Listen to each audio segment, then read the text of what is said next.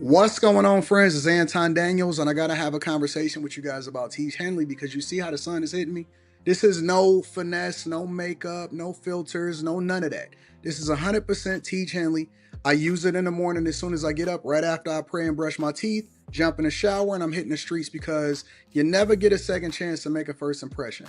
So even though they're giving you 40% off your first order, 20% off for life, even though you may get a free gift, forget all that, right? Because we would do this even if it was full price because it's worth that much. I'm in the streets, I'm kicking it with people, and I see Dusties everywhere. You don't want to be them. You want to separate yourself. And the way that you separate yourself is self-care. Ladies get it for the fellas. Fellas don't wait for the ladies to get it for you. I'm about to hit the streets right now, and I'm feeling confident. I'm feeling great. I mean, I already got confidence, but to have that extra boost of confidence, knowing that you've taken care of yourself and you set yourself apart from all of the rest of the sheep that's walking around making bad decisions on a daily basis. And it's reflected in their actions. It's reflected in the products that they use. It's reflected in the people that they follow. And so if you're trying to level up, if you're trying to make sure that you look good, they're going to send you the pack. They're going to give you all of the instructions on how you're supposed to use it. Then make sure you get your Tiege Hanley. Again, 40% off your first order, 20% off for life. Get your free gift. Make sure you tap in with your boy Anton Daniels because Unc is never going to lead you wrong. I would never have you use a product that I don't use myself. Again, they've been rocking with me for a long time. Make sure you get your Tiege Hanley. I love you. I appreciate you. I'm going to holler at you guys later.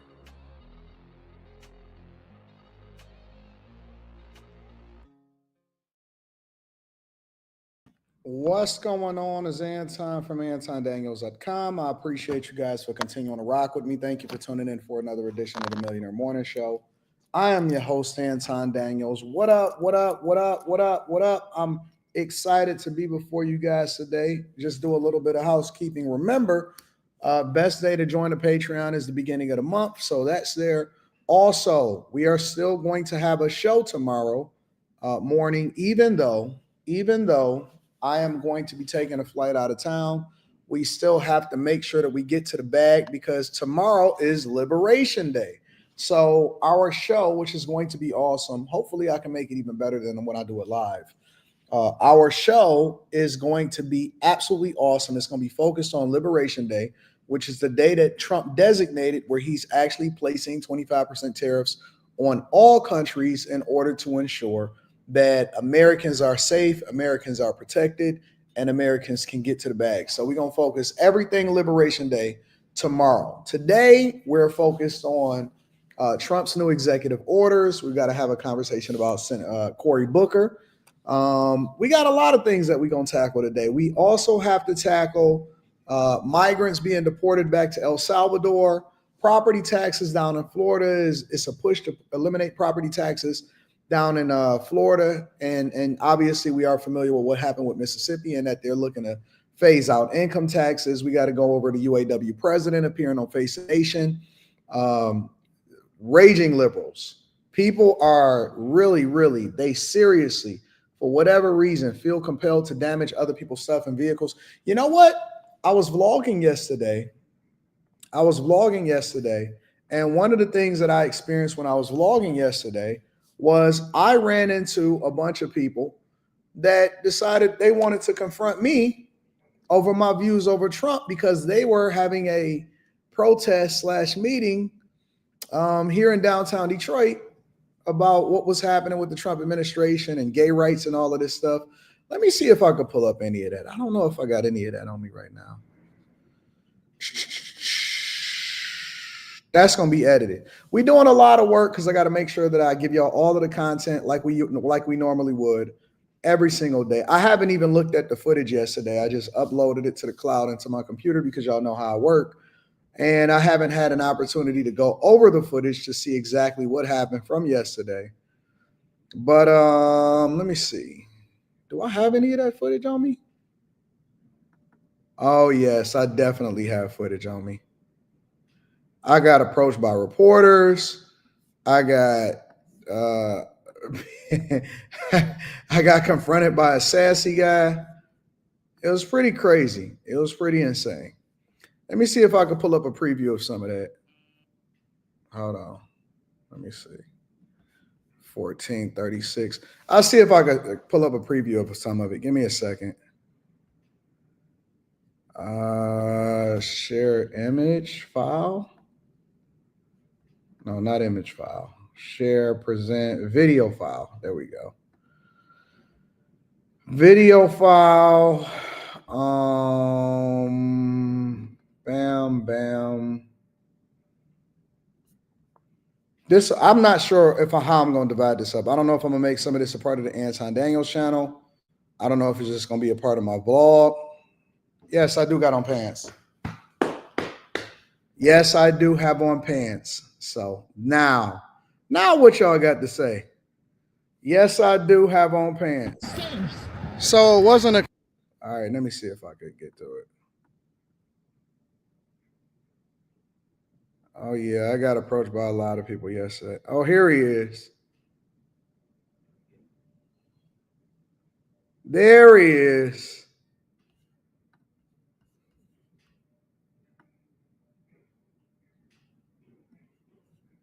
I don't need your permission. Well, I'm asking you not to record. And I'm recording. Because it's a public space. Okay, don't be no.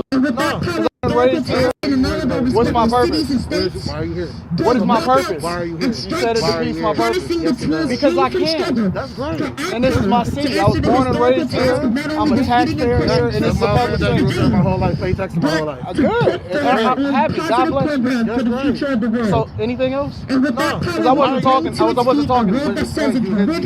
Because it's a public space. Okay, record over here. Don't be No, I'm going to record right here. And you should have full citizenship rights.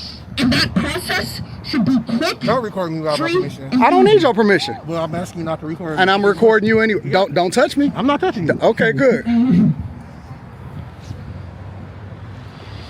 Oh, wow. This man feels so strong.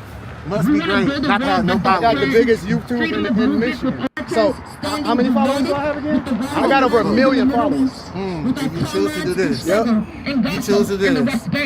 I'm pretty sure you don't even read your own Bible if you do that.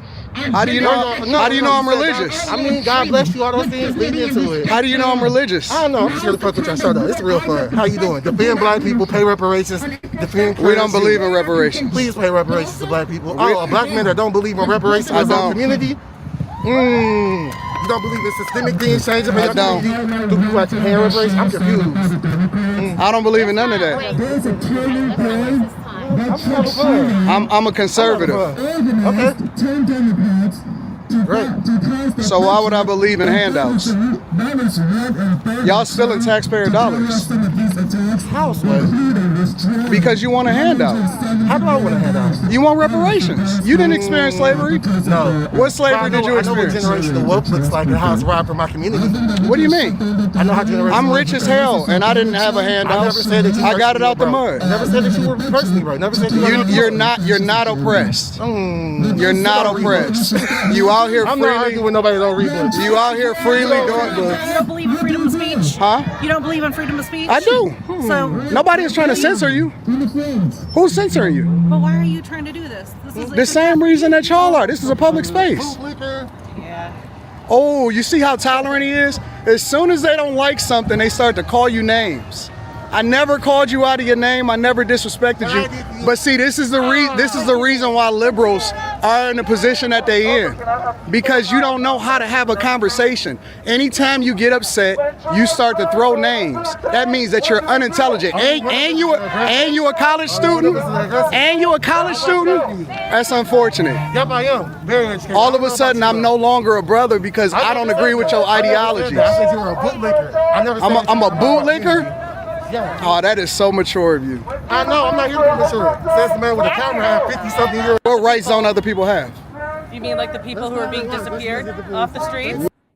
Here, let me give you a You are the person that benefited from diversity, equity, and inclusion the most, and you are out here doing nothing.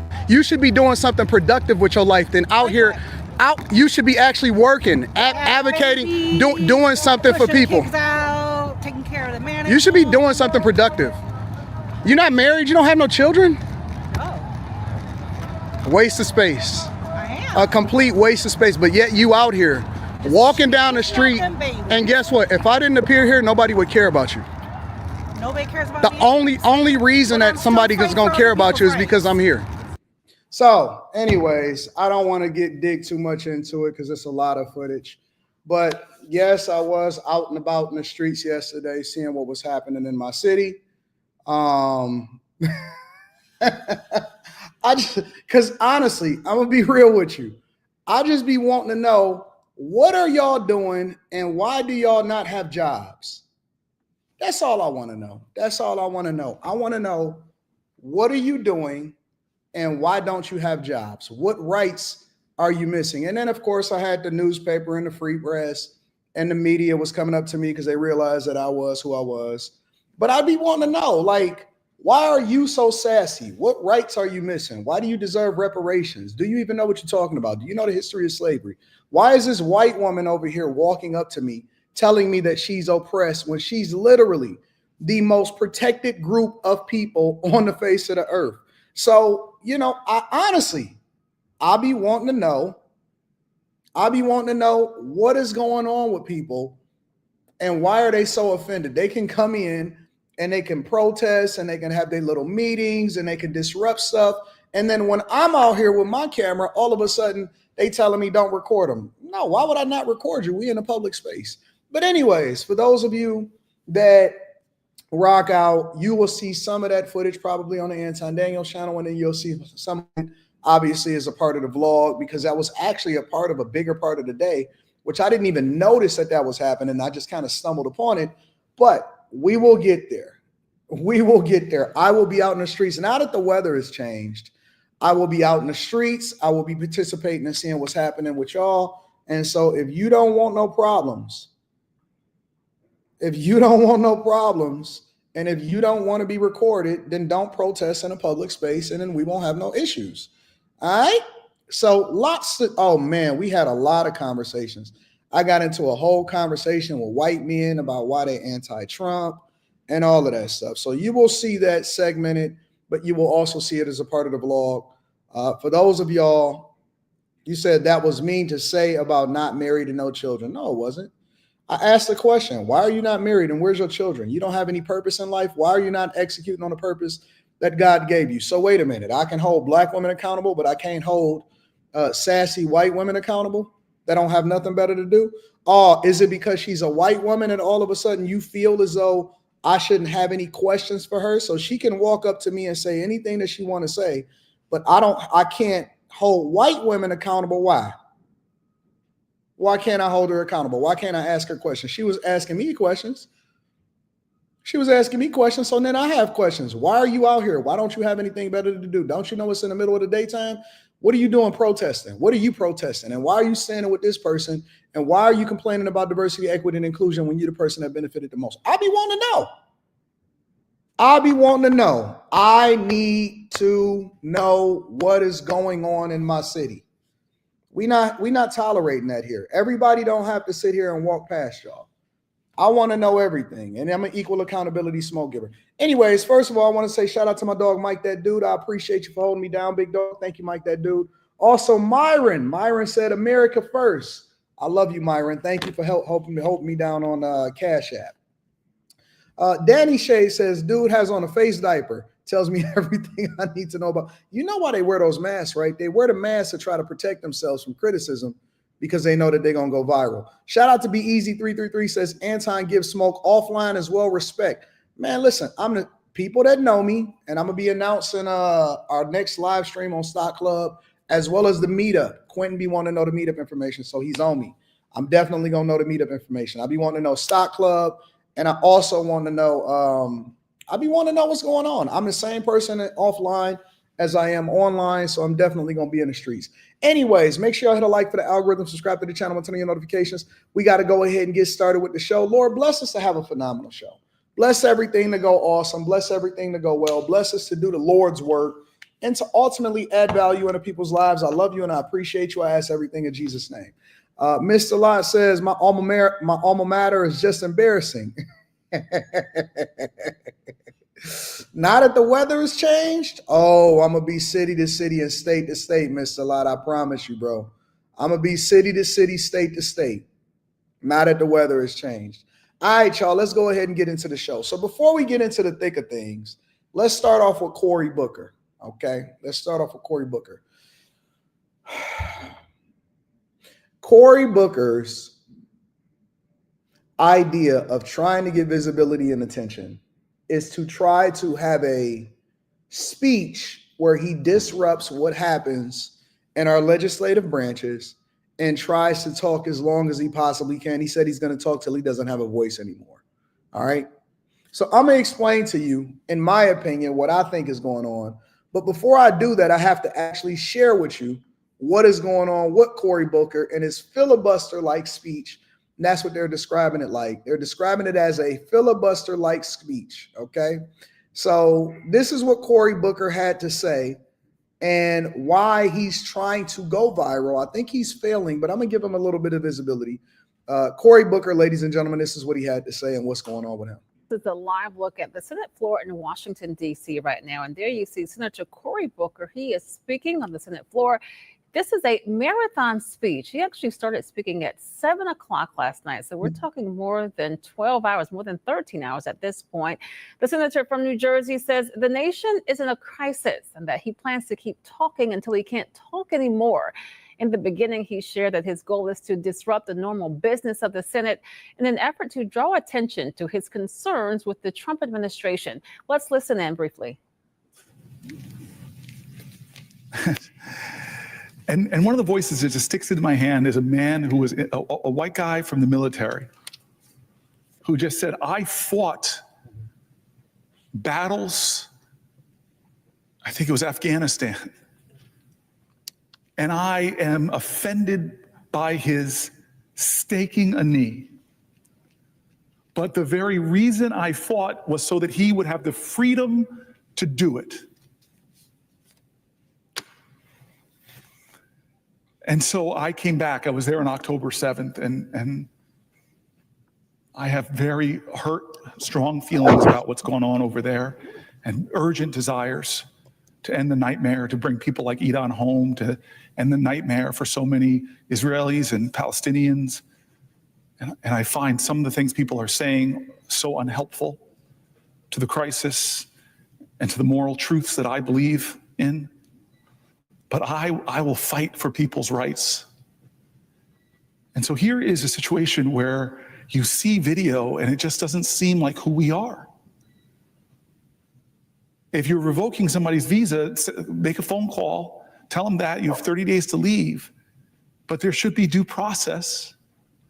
You should have to prove your claims in court. If this person is somehow lying with some kind of enemy, prove it. But what I saw there doesn't reflect the highest ideals.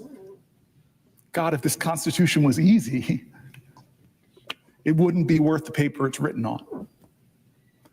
And so I love my friend because she wades into some difficult waters, but she's guided by the oath that she took to defend the Constitution.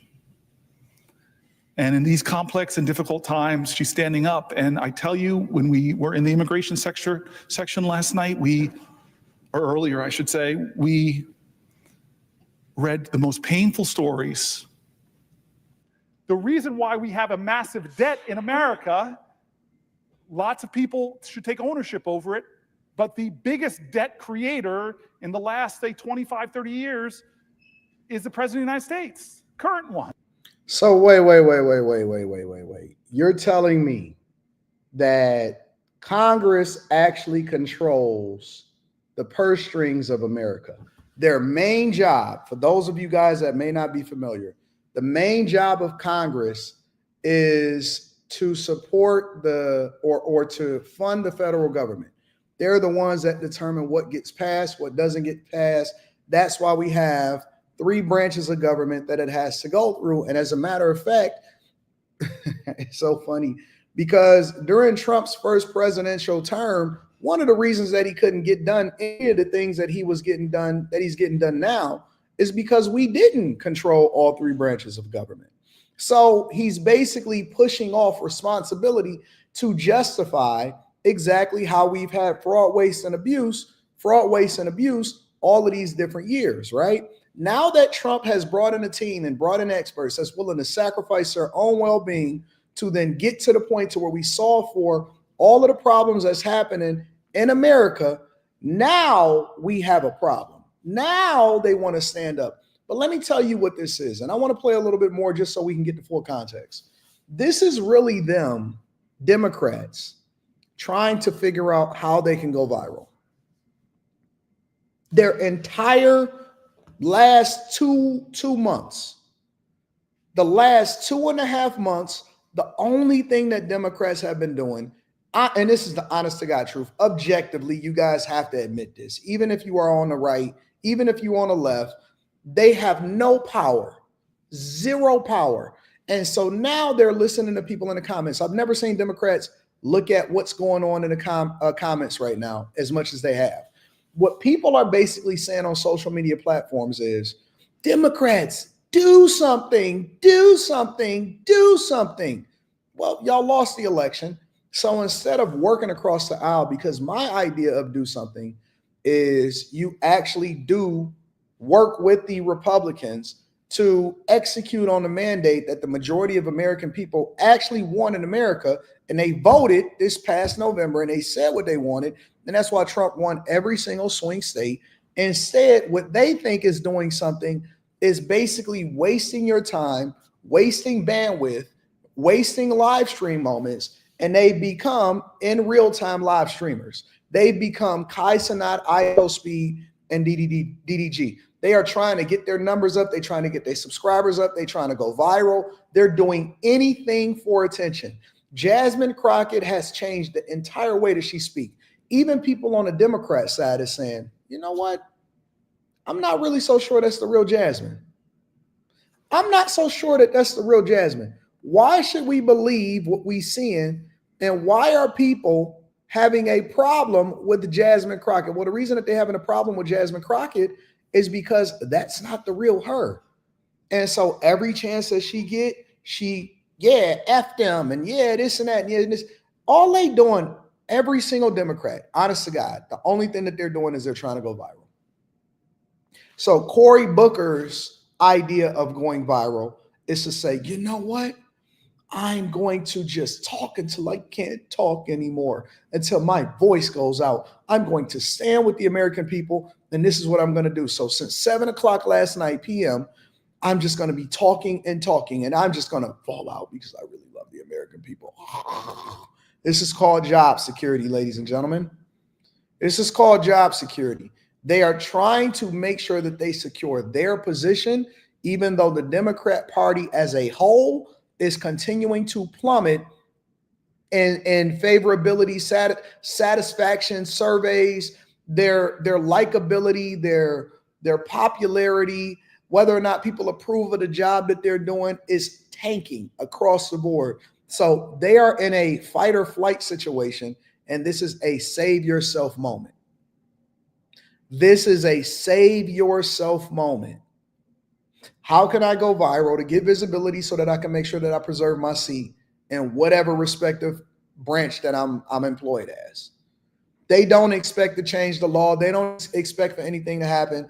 They know what is going to happen. As a matter of fact, the courts recently ruled, and see, you don't hear Democrats say anything about this because Jasmine Crockett was saying, and we're beating Trump in court. We're getting the victories. No, you're getting the victories in the courts that were appointed judges according to the Obama administration. But when it goes up further in an appeals process, they're losing.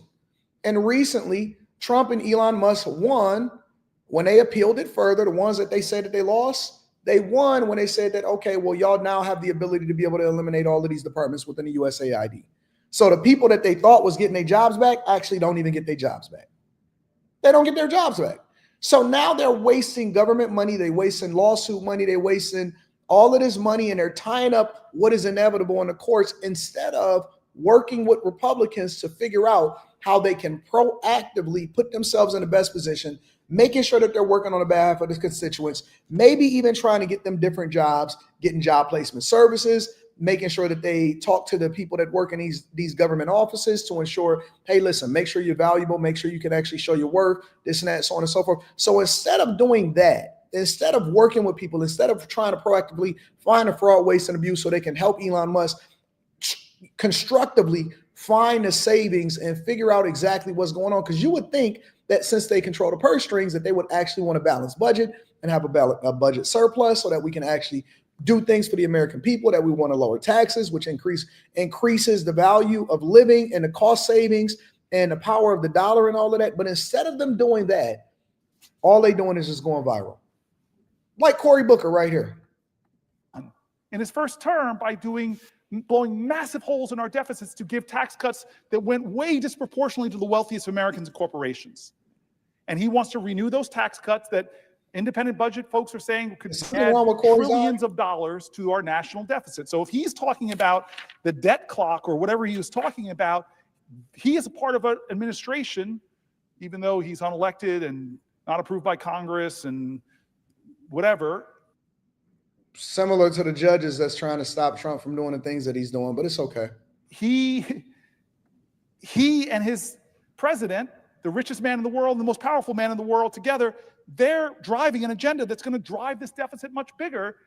And they're going to try to pay for some of it, not all of it, because it's trillions of dollars of projected debt. They're going to try to pay for some of it by cutting. You don't even know what he's saying. No matter how flawed the system is, how cruel the circumstances, humanity will always shine through. Senator, I have been listening to many of your hours of. But the president we have right now doesn't seem to be coming to this body with any kind of bold bipartisan legislation to solve the problems of our nation, to cobble together the common ground of this country on immigration. No, he is not acting like that. He is using language like presidential primacy. He's defending his corrupt practices in immigration by saying things like presidential primacy. He's invoking the Alien Enemies Act. He's evoking the Alien Enemies Act. So if you like to hear nails on the chalkboard, if you are one of those people that found pleasure in listening to boring professors in your college studies and your courses, if you actually looked forward to first hour and it wasn't gym in high school, then you would 100% enjoy Cory Booker. For the rest of us that actually care about what's happening in democracy and what's happening in real life, and that we really have jobs, we find Cory Booker to be absolutely abysmal. Make sure y'all hit a like for the algorithm. These dudes are idiots. These are idiots. He's just talking. When your goal is to go up there and to try to go viral, usually you don't go viral. When your goal is to try to go viral, any good content creator knows that you can't predict the viral moment. You just know it when you see it and you be like, dang, I wonder if that's going to be what it's going to be. I know when I hit a viral moment. I know the minute that it started coming upon me, it's almost spiritual. It's almost spiritual when you go viral. Like, you know it's going to happen. Sometimes you know, sometimes you don't, but you can feel it when it's happening. When you set out to do it, when you say, oh man, I'm going to make this video and it's going to go viral. That's not what happens. That's not what it does. But when it's authentic, it's in the moment, you already know. It don't matter if you're on a panel. It don't matter if you're doing a Millionaire Morning Show. It don't matter what is happening. You know when it's happening at the moment that it's happening, and when it's over, you like, dang, that's crazy. That's not it. That's not it. That's not the viral moment that we think that it is. It's not. When I went viral over the summer, when we were doing a presidential election, and it was on a Monday night, and the clip caught waves, the next thing you know, I started getting all of these Twitter, you know what I'm saying, X, formerly known as Twitter. I started getting all of these notifications, and this started happening, that started happening. When I started getting reached out to by Fox News and stuff like that, I knew exactly why I was getting reached out to. I knew what I was getting reached out to before I looked at the actual thing that I was going viral for. I already knew it because it was the very next day. It was the very next day. I was like, yep, I already know. I wonder what happened to the girl that I was having a conversation with that I went viral with. I already knew. I knew it was happening. I knew it was happening multiple different times when I went viral. Every single time I already know why I went viral. Make sure y'all hit a like for the algorithm, subscribe to the channel, and turn on your notifications. Fatir Wood says, wanted to give another reminder. There is a Wisconsin Supreme Court special election today. Is close. The most recent special election in Pennsylvania was decided by 483 votes. Please vote. Yeah, I seen that. It's really a battle between George Soros and Elon Musk, to be honest with you. Jay Sanchez says, I'm on active duty and has been for 15 years. We were more upset with Biden and the pullout of Afghanistan. Now, that was a slap in the face. Cory Booker is disgraceful. Obama and Biden did us dirty. Talk about it. Jay Sanchez also says, Democrats are the definition of insanity. Cory and Jasmine embarrass me as a black woman. I wish they would wake up. Mr. Law says, this is how those street pastors talk, just rambling and freestyling all day, every day. Make sure y'all hit a like for the algorithm, subscribe to the channel, and turn on your notifications. I will need to give y'all an update. I don't want y'all to lose sight of the plot before we get into Trump, before we get into his executive orders, property taxes with Ron DeSantis, before we get into the UAW president. I want to go to 50 Cent down there to Shreveport, Louisiana. Before we get into that, I got to give y'all an update on what's going on with this migrant crisis. All right, so 17 felon migrants, suspects, they call them suspects, but they weren't suspects, they were actually real felons, is deported to El Salvador under the Title 8 authority. And Tom Homan is sharing his thoughts on it. Make sure y'all hit a like for the algorithm, subscribe to the channel, and turn on your notifications. This is what's happening with the illegal migrants and are continuing to prevent people from coming over here illegally while getting people that are not supposed to be here out of here. Administration uses its Title 8 authority to deport more violent criminal migrants to El Salvador's prison. Among them, 7 alleged Trinidad members, plus one of the gang leaders. 6 are implicated in sexual abuse of a minor and 3 suspected murderers. So let me just say this before we get over to Tom Homan really quickly. All right, guys, let me just say this. What is it with people that are over here illegally being into small children? What is that? What is the fetish that these people have with younger kids? Before we even deep dive into the deportations and Tom Homan and all of this stuff, I was once looking at an article where they were saying it was some guys, I think it was somewhere in Africa or something like that, South Africa, where they felt as though they can get rid of their diseases, their STIs and STDs, by taking advantage of young people. Have y'all ever heard of that before?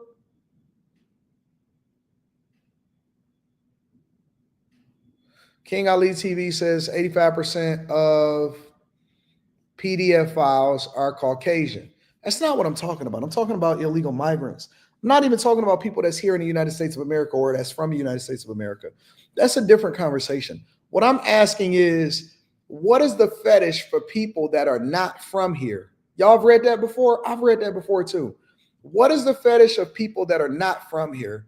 And what kind of mindset do they have when they have an intentional thing for young girls? What is that? Y'all said that that's the culture in Mexico too? Age limit legality varies by country. I remember that in certain parts of Africa years ago with AIDS. Yeah, they felt for whatever reason that they can get rid of their AIDS by being with a younger, like, and I ain't even just talking about younger like a little girl. I'm talking about little, like little. And I'm like, what? I read that before and it turned my stomach. It turned it. I was just like, oh. I was just like so disgusted, honest to God.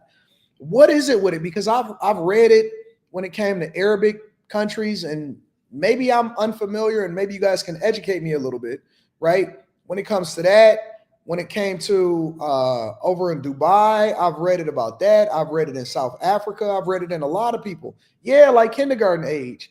What is it about young people that is so enticing? And I'm talking about children, that is so enticing about a lot of these guys that come over here. Because even if you look at some of the stuff that they got arrested for, look at this. 7 alleged Trinidad members, one leader, and look at some of the crimes. 6 implicated in sexual abuse of minors. What the hell is that?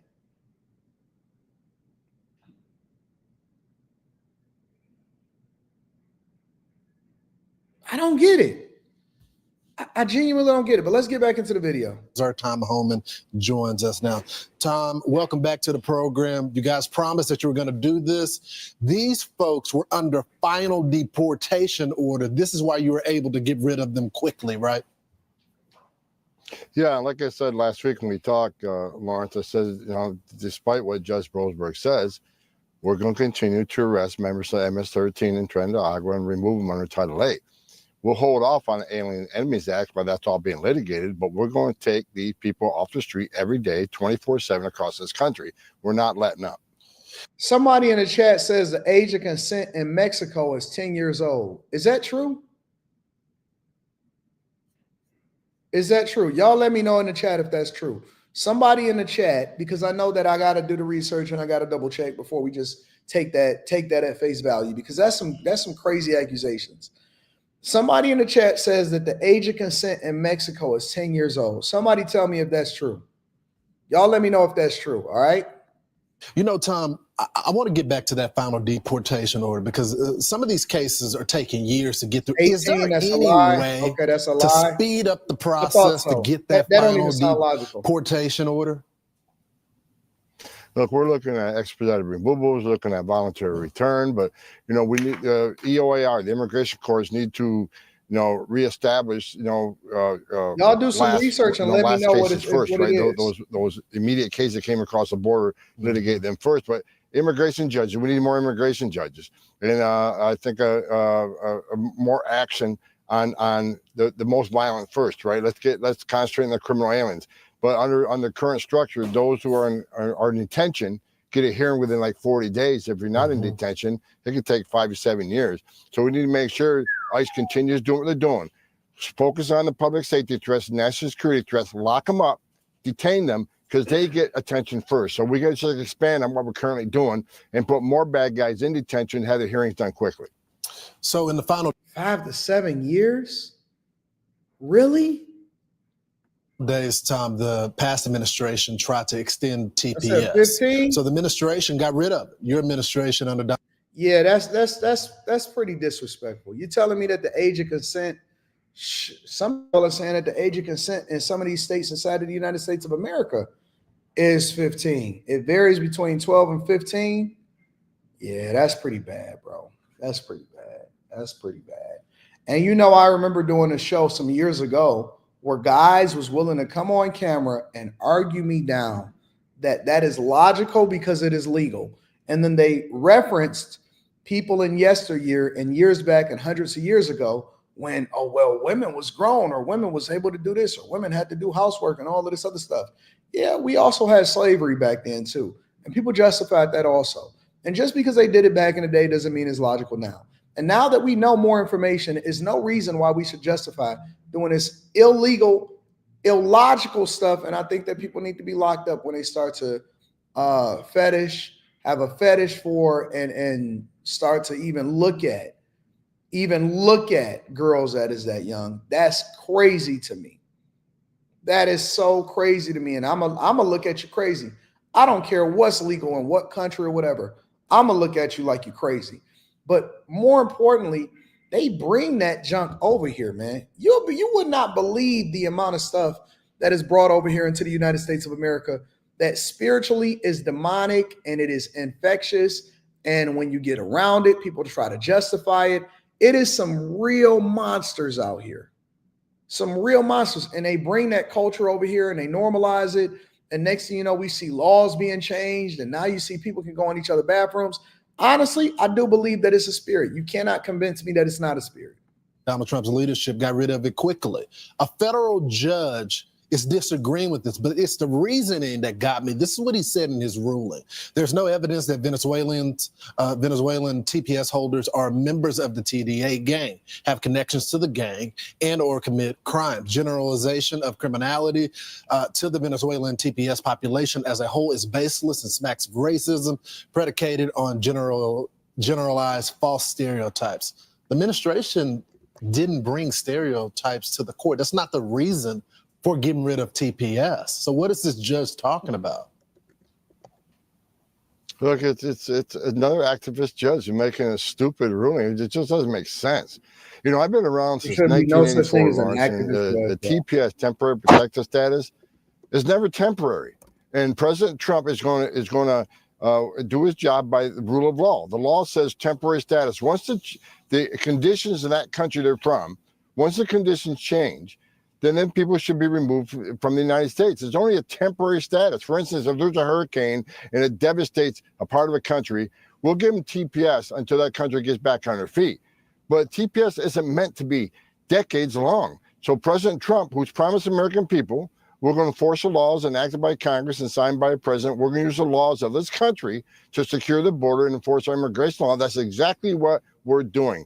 TPS needs to be temporary in nature. We need to follow the rule of law and not some advice from an activist judge who makes a foolish ruling, not based on law, but based on opinion. If you look at that decision, it's based on opinion, not the rule of law, and that's what we need to get back to. So look, we'll litigate it and we'll appeal it and we'll win.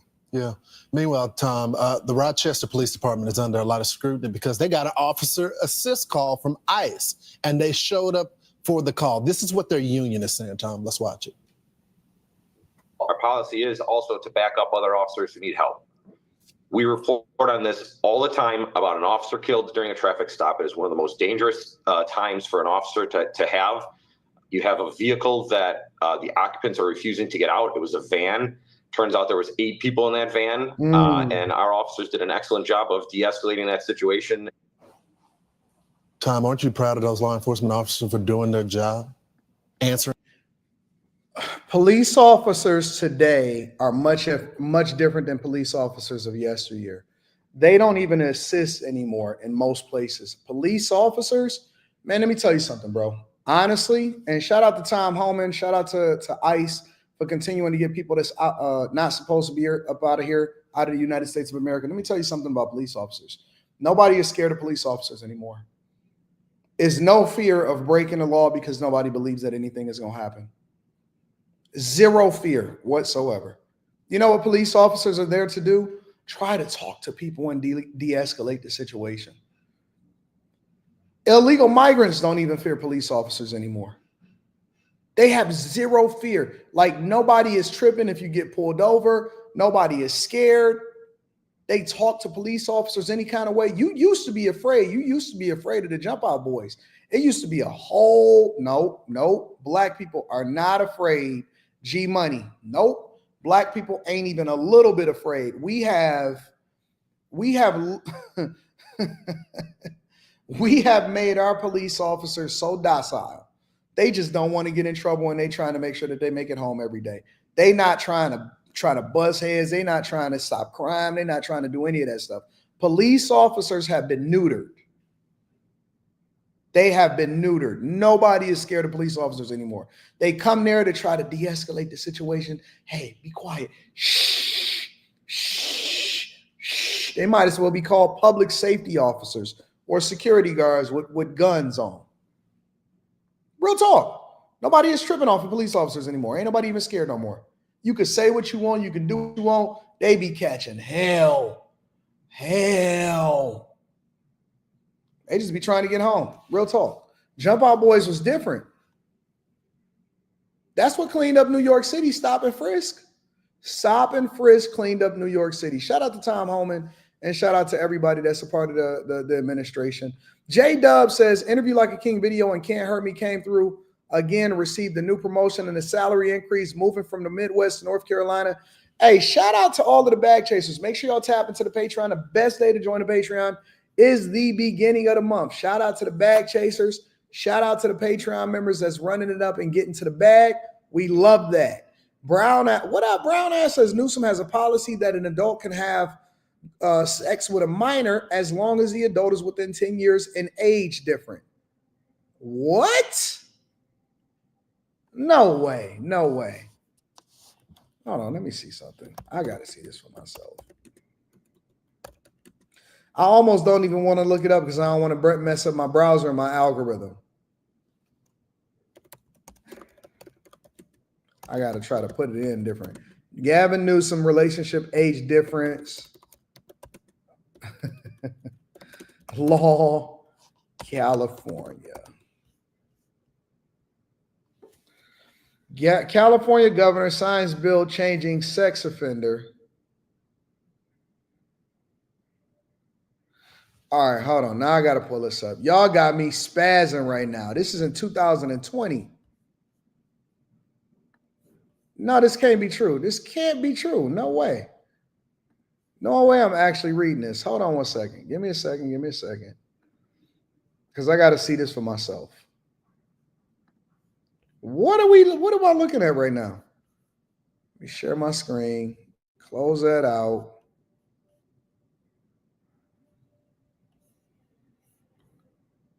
Share this tab instead. This is back in September 11th, 2020. It says California Governor Gavin Newsom on Friday signed a law that would give judges a say on whether to list someone as an offender for having oral or, it sounds crazy, with a minor. The bill would expand the discretion currently granted judges in statutory rape cases and was promoted as bringing fairness under the law to LGBTQ defendants. Didn't I tell you it was opening up Pandora's box? The current law in place for decades permit judges, and now remember this was back in 2020, permit judges to decide whether a man should be placed on an offenders registry if he had voluntarily had something with someone 14 through 17 years old and was no older than 10 years older than the person. But that discretion is only applied to a man who had vaginal intercourse. The new change permits judges to use the same discretion when the case involves voluntary oral or anal. The measure won't apply when a minor is under 14, but when the gap is larger than 10 years or when either party says it wasn't consensual. So 14 is the limit as long as you're within 10 years. The law does not change the age of consent in California, which is 18. Adults caught having box with minors will still face the statutory rape charges. The law of discrimination by treating LGBTQ young people the same exact way that straight young people have been treated since 1944. Today, California took another step towards an equitable society. That word is dangerous. An equitable society. If we want a California for all, then we need a justice system that treats all Californians fairly and equally, regardless of who they are and what they look like or who they love. The bill passed the Assembly and the Senate on split votes, with some members objecting to what they saw as an easing of punishments against those who have box with minors. Somebody said, I cannot in my mind as a mother understand how sex between a 24-year-old and a 14-year-old could ever be consensual, or how it could ever be a registrable offense, or how it could not be a registrable offense. All right, well, I looked it up, and that's pretty crazy. That is pretty insane. But thank you for the insight, Brown Eyes. I appreciate y'all. Make sure y'all hit a like for the algorithm, subscribe to the channel, and turn on your notifications. I don't know what's happening in this world. I feel like I'm in a twilight zone. I almost believe that it's like I'm not supposed to be here. Like I'm just like you ever in your mind was thinking to yourself like, yo, common sense should be common, but it's not common. But I feel like the anomaly and everybody's acting like I'm crazy. Shout out to Craig G, says, good morning. Stay away from Cali, y'all. I was about to go out to California and see what was happening out there recently, but I might have to pivot. Anyways, let's talk about property taxes, y'all. All right. So I want to go over to Ron DeSantis over in Florida, because the word over in Florida is that they are basically trying to eliminate or be on a path to eliminate property taxes by first starting to give $1,000 per year refunds to property holders over in Florida. So Ron DeSantis's objective is to eventually chart a path similar to how they did in Mississippi with income taxes, is to chart a path to ultimately get rid of and abolish property taxes. I'm gonna share a couple different videos, one of what property owners are saying, and another one of Ron DeSantis's interview on Fox News, speaking specifically to this issue because he had a press conference yesterday. Well, now to the governor's proposal to cut property taxes. He wants to use billions of dollars to save millions of Floridians $1,000 apiece. West Show's Justin Shecker shows us the plan DeSantis hopes will help homeowners. Because property taxes hurt seniors more than any single part of the tax package there is. Navy veteran Bill Hyde and his wife Hope own this home in Oviedo.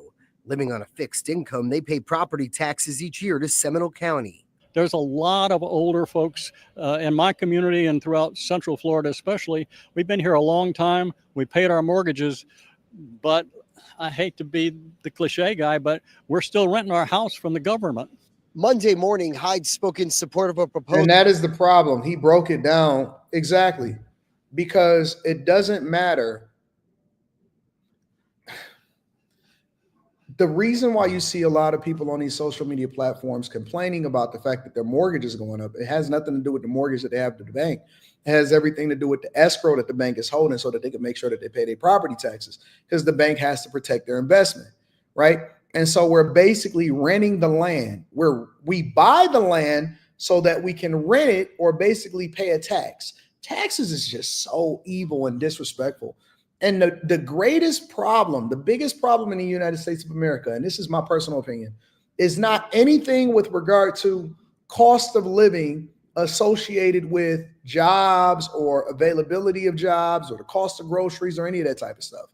The problem is that we are overtaxed. We have taxes on everything, federal taxes, state taxes. Some cities have city taxes. The city of Detroit, for example, has a city tax. It's very, very small, but it's significant enough to affect some people. Then you got a bag tax. Then you got roads tax. And then we got millages. And then we got property taxes. And we got this tax and that tax and sales tax and gas taxes. And taxes is just out of the wazoo.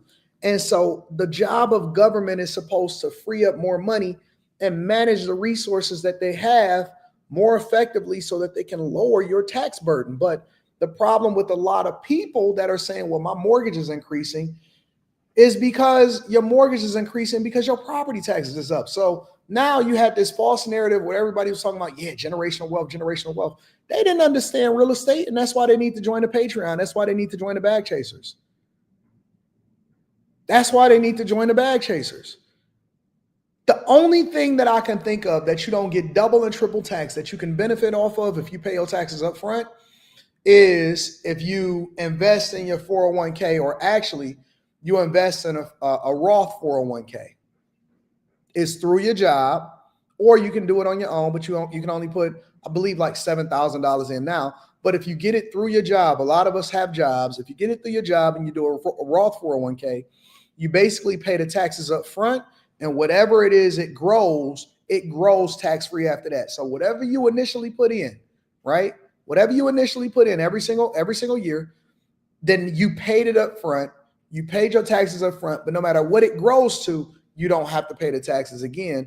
And that's how they incentivize you to invest in your retirement. Roth IRA or a Roth 401k. However, when you buy a property, that's why I take pause on where I'm gonna build the property at or how much the property taxes are and all of this other stuff. Because let's say you build a $1 million, $2 million, $3 million property, you got property taxes on that, and it increases as the value of your property go up. So you're essentially, even if you get to retirement age, right? Let's say you get to retirement age and you 70 years old, 69 and a half, 70 years old, and you drawn on a fixed income, Social Security, 401k, or whatever, and then you decide that, hey, I want to get out the house, and so I'm gonna be a greeter at Walmart. You have to earn income so that you can pay to live in the house that you have. That's why a lot of older people downsize. They don't downsize because they don't need that big of a property anymore. They downsize because they can't afford to keep the property, even if it's paid off. They can't afford the maintenance. They can't afford the taxes. They can't afford to keep the property. And so they downsize, not because they can't get up and down the stairs, but because they're on a fixed income. Most older people downsize from the larger properties or the thing that they grew up having or the thing that they love, their dream house, because they can't afford to keep it no more because it's still going to be taxed by the federal government, or it's going to be taxed by the county and property taxes. And so Ron DeSantis is basically, I don't know how he's going to do it, but he's trying to chart a path to where they basically eliminate property tax. Proposal from Governor Ron Desantis to provide property tax relief for homeowners during a press conference at the Florida Realtor's office in Orlando. We need to focus on our Florida residents. We need to focus on, in this case, Florida homeowners, particularly our homesteaded homeowners. The governor is proposing a property tax rebate averaging $1,000 to be issued in December of this year for every homestead property in the state. He says this is a step toward his goal of eliminating property taxes altogether through a constitutional amendment that he'd like to see on the ballot in November 2026. And that's going to require a lot of effort. It's going to require us to do the Doge through the balance of this year so that voters see that this can actually be done and that they have an ability to both shrink their own budgets, but also shift tax burdens to our tourists and our non-Floridians. Last week, the Speaker of the Florida House, Republican Daniel Perez, called for a permanent reduction of the state sales tax rate from 6 to 5.25%. This will be the largest state tax cut in the history of Florida. You have never seen any Democrats. You have never seen any Democrats at all. Zero, zilch, nada. You've never seen any Democrats say, hey, listen, guys, we need to lower your taxes, which is confusing to me how y'all still remain liberal. And y'all get richer and y'all still want to pay more in taxes. I don't understand it. How can you be for a party? I did a review video yesterday of a woman that was 26 years old and had 6 kids by 2 different baby daddies, 3 by one, 5 by another. One of them actually passed away and she was pregnant with the 7th. And I was so confused. And you know that they own government assistance. They'll then say, hey, I'll be mad because they about to cut my government assistance. I'm pregnant again or whatever. Why should I be a stepfather to your children? I'm your daddy. I'm not daddy's baby. I'm not baby's daddy. I'm not baby's daddy. You seen that where she was watching the mop in the sink? It was crazy. House was filthy. Children everywhere. Everywhere. But this is Ron DeSantis explaining it in his own words of what he's trying to do to Florida and why I always will support Republicans and why I'm always going to be conservative, because it gives us more money in our pockets to do the things that we want. If we want to give it away, if we want to pour it into our family, if we want to invest it, it's our money. It should not be taken by the federal government. Could learn a thing or two from Republican leaders. Earlier today, Florida Governor Ron DeSantis announced a plan that he says would result in an average of $1,000 in rebate checks for every homestead, meaning if you live and you homestead and you live in the state of Florida, you lock in your property taxes. It can't go up but a small percentage every year. And Governor DeSantis now joins us with more.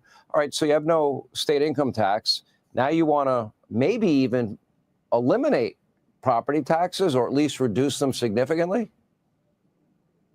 Well, this year we want to do a $1,000 tax cut for all Florida residents that have their primary residence here.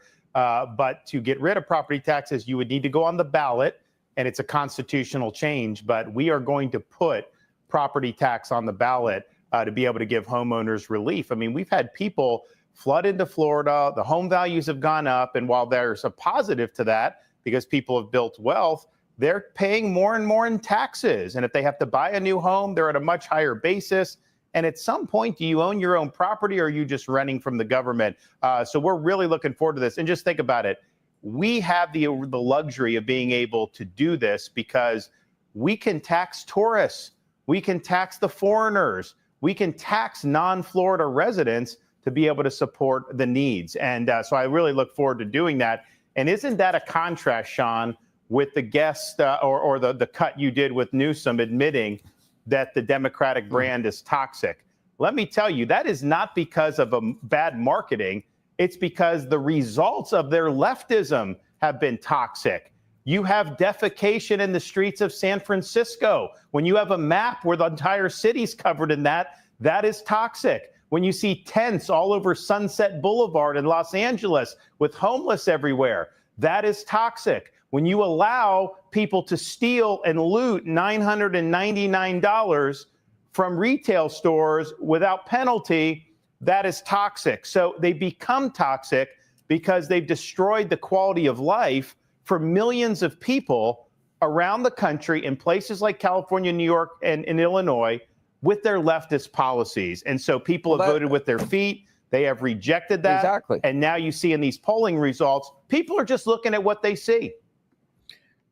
If you live in Florida and you're not voting on this and you're not participating and you're not trying to basically get reform inside of Florida so that you guys are not renting your homes, because this also benefit Floridians, because a lot of people will then look to move to Florida permanently. Now, I personally don't believe that I would ever invest in Florida in a permanent home, simply because I think that Florida has a bunch of other problems that's outside of government issues. I think that just from a weather perspective, hurricanes, insurance industry, it's very difficult for you to be able to navigate that because insurers are pulling out of Florida because of the imminent threat of ever increasing hurricanes that is damaging the state.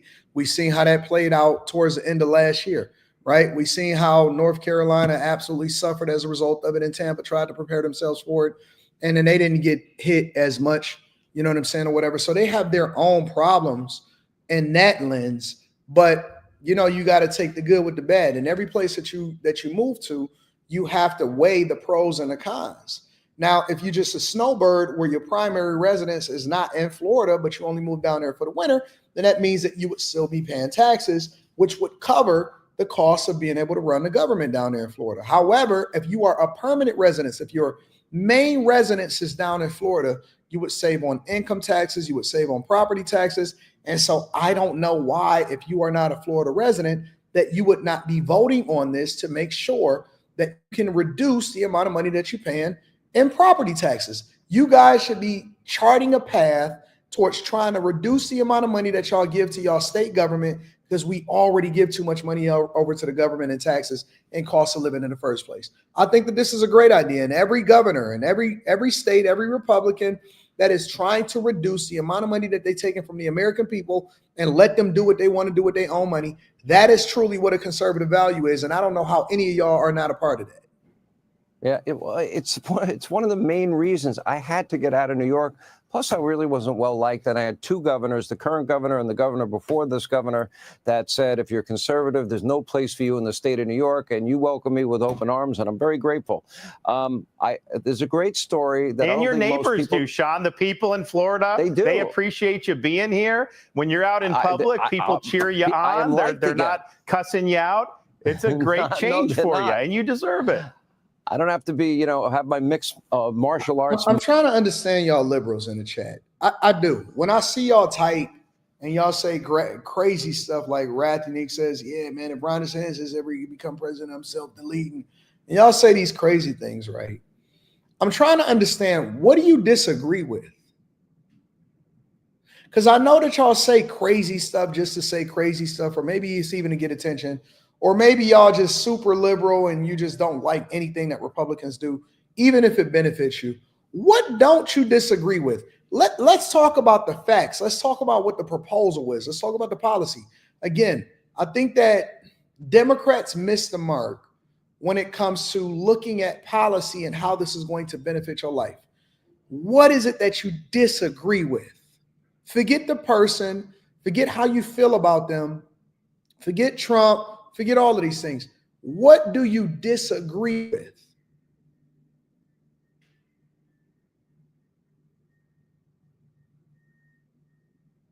What do you disagree with? Y'all want to pay more taxes? Y'all want to give more money to the federal government? Y'all want property taxes so that you're basically renting your property from the county as long as till y'all die, and then you get an estate tax on top of that? What do you disagree with is what I'm trying to understand.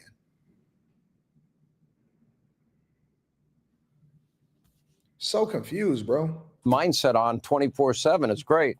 I know this story may be unprecedented. So the Biden administration gives you $1 billion that you don't want because it has all these strings attached, and you try to give it back, and they wouldn't take it because they didn't know how to take it back. LMAO. Okay, so let's go to this. I don't like taxes, but you need them in order to have a functioning society. That is not true. That is not true. You need to look up the history of the United States of America. That is not true. And if you are going to have taxes, you don't have to be overly taxed. The problem is that we have a bloated government and we have our dollars going to things that's not benefiting the American people. You need three main things. Three. That's it. Public safety, infrastructure, and education. That's it. Those are the pillars of what we then have to subsidize as a community to ensure that we have a phenomenal functioning society. Public safety, infrastructure, education. That's it. All of this other nonsense and social programs and all of these other things, that is not what we need. We need to get back to the core, and we need to force our government to stop overhiring and to start recruiting businesses to come in that then pay the taxes because they are generating revenue and put more money inside of people's pockets. We have a bloated government on the local level, on the federal level, on a national level. We have a bloated government. We have all of these programs and we send all of this money to these places, and too many people are making a whole bunch of money and all of this stuff. Everything else, it needs to be reduced. There's no reason for these places to have all of this money going to all of these places and you overpaying the taxes just because. If you give them more, they're going to spend more. They tricked y'all into believing that we actually had to have all of these taxes in order to have a functioning society. We don't. We're not supposed to have all of these taxes. He met with Elon Musk and he said, "Oh, I'll take it back." Is that what happened? In other news, Michigan residents are going to be happy to hear this. Okay, hold on. We got to switch over. For whatever reason, I don't know what that was. We got to switch over. All right, so I don't have to be, have my mixed martial arts mindset on 24/7. It's great. I know this story may be unprecedented. So the Biden administration gives you $1 billion that you don't want because it has all these strings attached. And you try to give it back, and they wouldn't take it because they didn't know how to take it back. But then you met with Elon Musk, and he said, "Oh, I'll take it back." Is that what happened? Yeah, our view is we're not going to take money and then have them change our behavior as a state to where we're adopting the woke agenda when our whole state is based on the idea that we're fighting woke. We say somebody said, "Well, I like parks." Well, if you like parks, then go and pay. Okay, so in Michigan, for example, when you renew your tags, I'll give y'all an example. Shout out to Ron DeSantis. We pretty much covered everything that we need to cover with Ron DeSantis. In Michigan, when you renew your tags, right? We call them tags on our cars. So basically, when you renew the tags on your cars, they give you the option to be able to pay to be able to use the state parks, which actually helps fund the maintenance of those parks and things like that. If you don't want to pay, you don't have to. What happens is if you decide that you want to use a state park, then guess what? Then you pay as you go in when you want to use it, or you can pay ahead of time at a reduced rate so that you can make sure that you actually be able to enjoy the state parks while at the same time, maintaining them. Ta-da! You can get a park pass. That's correct. You can get a park pass. Why is that such a hard thing to fathom? Why is that such a novel concept? Why do y'all want to be taxed? So you'd rather pay a whole bunch of taxes for the opportunity to be able to go to the park one time during the summertime, huh?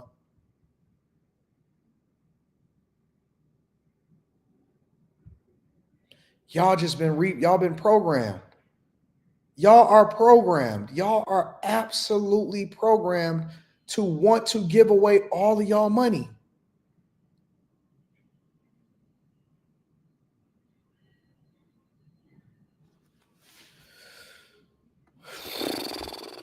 Make sure y'all hit a like for the algorithm, subscribe to the channel, and turn on your notifications.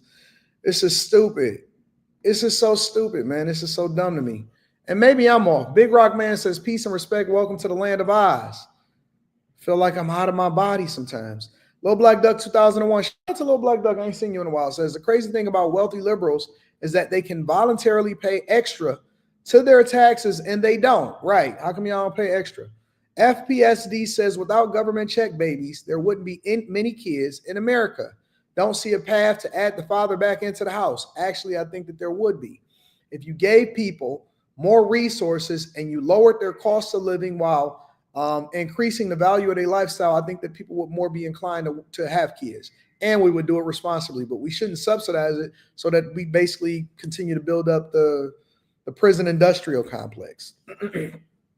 AR Smitty says that woman had to be slow. Rath Unique says, I was trolling AD. I like what DeSantis is doing. I don't like Gavin Newsom, though. Boomer Sooner says, givers got to set limits because takers never do. I guess people like getting yelled at every day, AD. I don't know. Good morning, Mr. Anton. I'm so happy I found your channel. Shout out to Dolores. Shout out to everybody that support the platform. Thank you, guys. Again, I want to let y'all know that we will have a pre-recorded show tomorrow. So thank you to everybody that continues to support the platform. Make sure y'all tap into the Patreon. We're doing a live stream this weekend. Best day to join the Patreon is the beginning of the month. All right, y'all, let's move over. So Trump, I haven't even seen this video yet, but Trump is signing more executive orders. And for whatever reason, he had Kid Rock inside of the Oval Office while he was doing it. I don't understand it, but I want to review it in real time. And I'm going to objectively watch and see exactly what's happening and tell you whether or not I agree with it or not. All right. So this is Trump inside of the Oval Office signing more executive orders yesterday. So it's an honor to have you back. A friend of mine, Kid Rock, sometimes referred to as Bob. I know him as Bob, but he's been a good friend for a long time, many years. And he's been what after something does that Kid Rock have on, fam? Listen, y'all, you could be America first without looking like a weirdo, bro. You could be America first without being Sideshow Bob. You could be America first without having the American flag on every single thing that you do. Why does he look like Evel Knievel?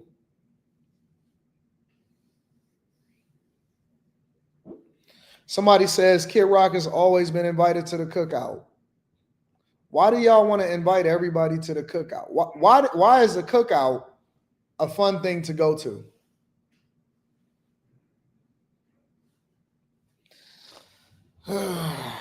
Somebody says he's a fellow Detroit brother.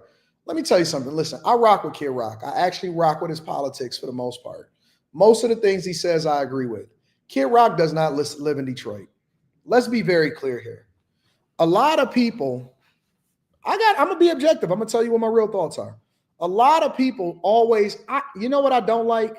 I don't like when people are always saying and claiming where they're from instead of claiming where you at. You are a taxpayer wherever you are. Now, I believe that Kid Rock, if I'm not mistaken, is in Tennessee. I believe that Kid Rock is from Tennessee. Also, when people say that they are from Detroit, they are not always from Detroit. They are usually from a surrounding area, which is cool. We like Oakland County. We like Wayne County. We like Macomb County, okay? But everybody that say that they are from Detroit are not from Detroit. They have probably never lived in the city. They have never paid any taxes into the city. They just got the label because they're from a surrounding area in Michigan. They are not always from Detroit. Shout out to Safari. I'm going to read that super chat shortly, okay? So let's be clear. When you move, you should claim the place that you are at, not the place that you allege to have come from. Claim the place that you are currently living in. Do not claim. I hate when people, oh man, we got to honor them. Then you fly them back in and you spend all of this money to bring them in just to have them at some kind of sporting event or something. No, you are where you pay taxes at. You are where you contribute into the school system. You are where you pay your property taxes from. All right. Listen, if you're not here with us, getting to it, running it up, participating with the people, helping them. And I'm not hating because I think that people should be able to go and move wherever it is that they are. But why do people always think that just because your parents lived here or your parents was from a surrounding area that you automatically get pat? Oh, no, that's from Detroit. No, dog, you are in Tennessee. And it's nothing wrong with that. It's nothing wrong with that. Stop trying to claim in order to get some kind of visibility or get some clout. Oh no, we here, we live in it. I'm looking at the people mover. I'm staring at Canada literally right now. I am really in Detroit right now. Right now, I'm in Detroit. You know what I'm saying? Like, just be where you at. You don't always have to claim it and all of this stuff. No, you don't have to always do that. It's cool. It's cool. So, Kid Rock in Tennessee, going to visit the White House. Let's see what's happening. Is for the good of a lot of people, including in particular the public, and having to do with ticket sales and scalping and all of the gouging that you have been reading about. That's gotten worse and worse with time. And I didn't know too much about it, but I checked it out, and it is a big problem. And I thought, I think you've been trying to get claim where you born, claim where you at. Claim where you at, because that's where you give your money to. If the people in the city itself or the residents is not benefiting, if you are not contributing into the economy, you should not be able to get the clout that goes along with it. It almost, you know what it reminds me of? It reminds me of people that are gang members that say, yeah, man, no, this is my street. But you don't pay taxes there. You don't own nothing there. Why are you fighting and dying and your blood is laying on the streets of a city that you're not actually, you don't own no property in that hood? You see what I'm saying? Like, for me, it doesn't make sense. It don't make sense, honestly. Eminem lives here in Michigan.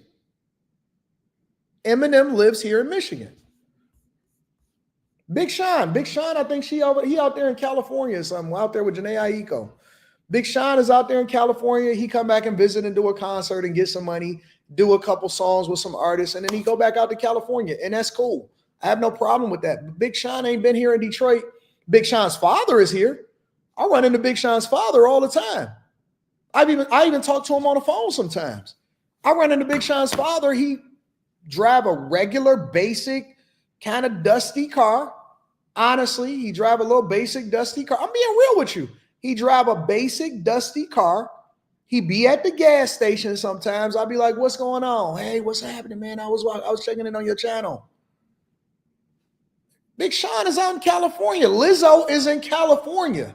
They pay taxes and property taxes in California. I'm just being real. I'm being 100%. I don't know what y'all talking about. These people don't be living here. They claim it because they went to school here, or maybe they was born and raised here, but they moved out and they went and got their own thing, and that's cool. That's dope. I have no problem with it whatsoever. But come on, fam. Y'all, they don't live here. They don't really live here. It's a brain drain. Once they blow up, they take their talent and they move somewhere else. And then they go and they live their life and they raise their kids and they pay their property taxes and their money over into those states.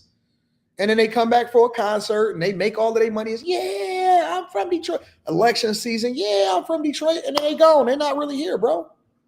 They're not here. Just keeping it 100. Done for 20 years or something. He said Trump got it done in 2 weeks. But we came up with a very serious EO.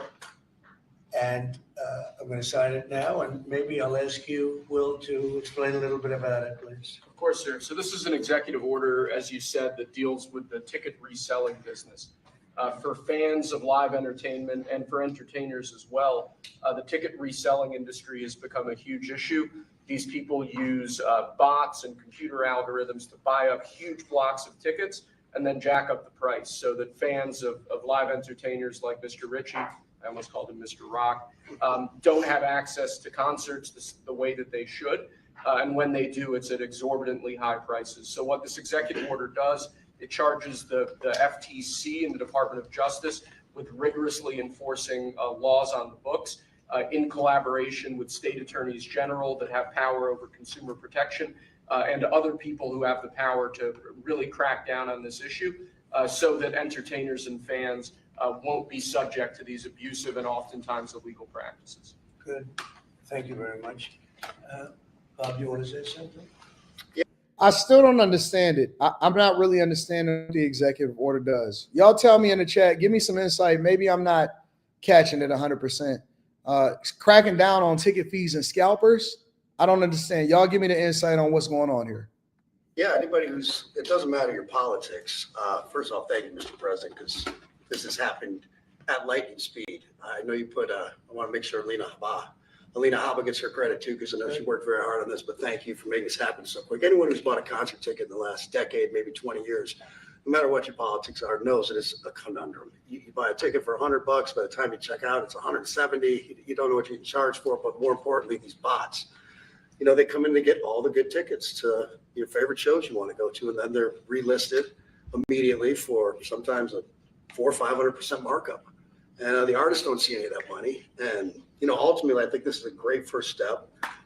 Wait. So let's be clear.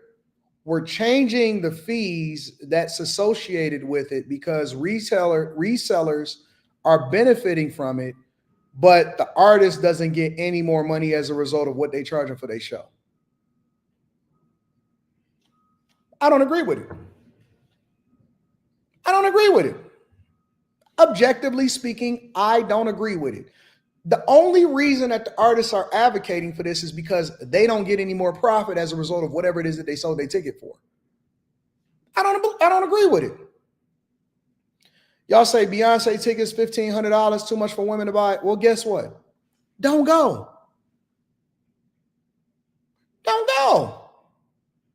The value of something is what somebody is willing to pay for it. If you're willing to pay for it, then pay for it. If you don't agree with it, listen, I am a true capitalist.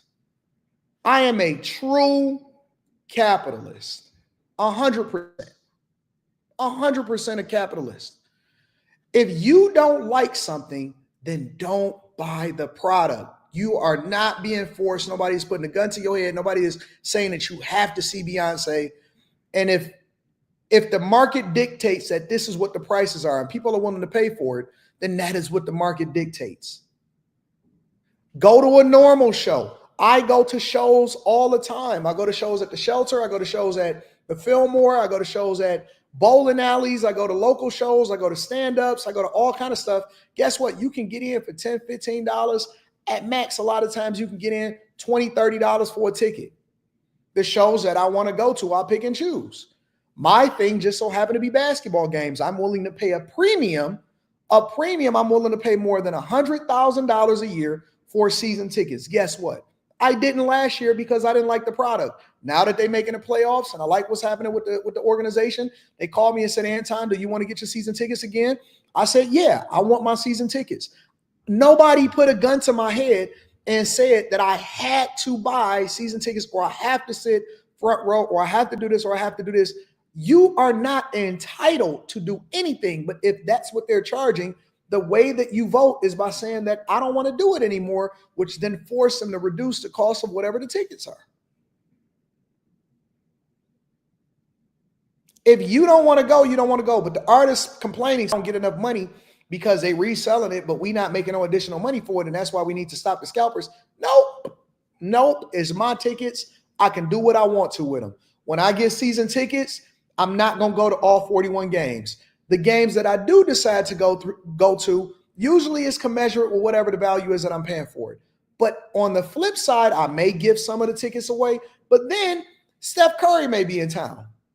And I don't want to see Steph Curry because I've already seen the Golden State Warriors and they're not that exciting to me anymore. They was back when, right before Kevin Durant and all of them got there. But if I decide to sell my tickets and I make triple of what that game is worth of what I paid for that particular ticket, when you break it down on a game-by-game basis after you get your season tickets, guess what? Shouldn't nobody be able to tell me, oh, you should only be able to make this amount of money, or you shouldn't be able to. It's my tickets. If nobody buys the tickets, then you're not going to refund me my money. But if somebody decides that they wanted to pay triple because, oh, man, I'm from China and I got a bunch of money and I want to go and see Steph Curry, you should not be able to limit how much I sell my tickets for.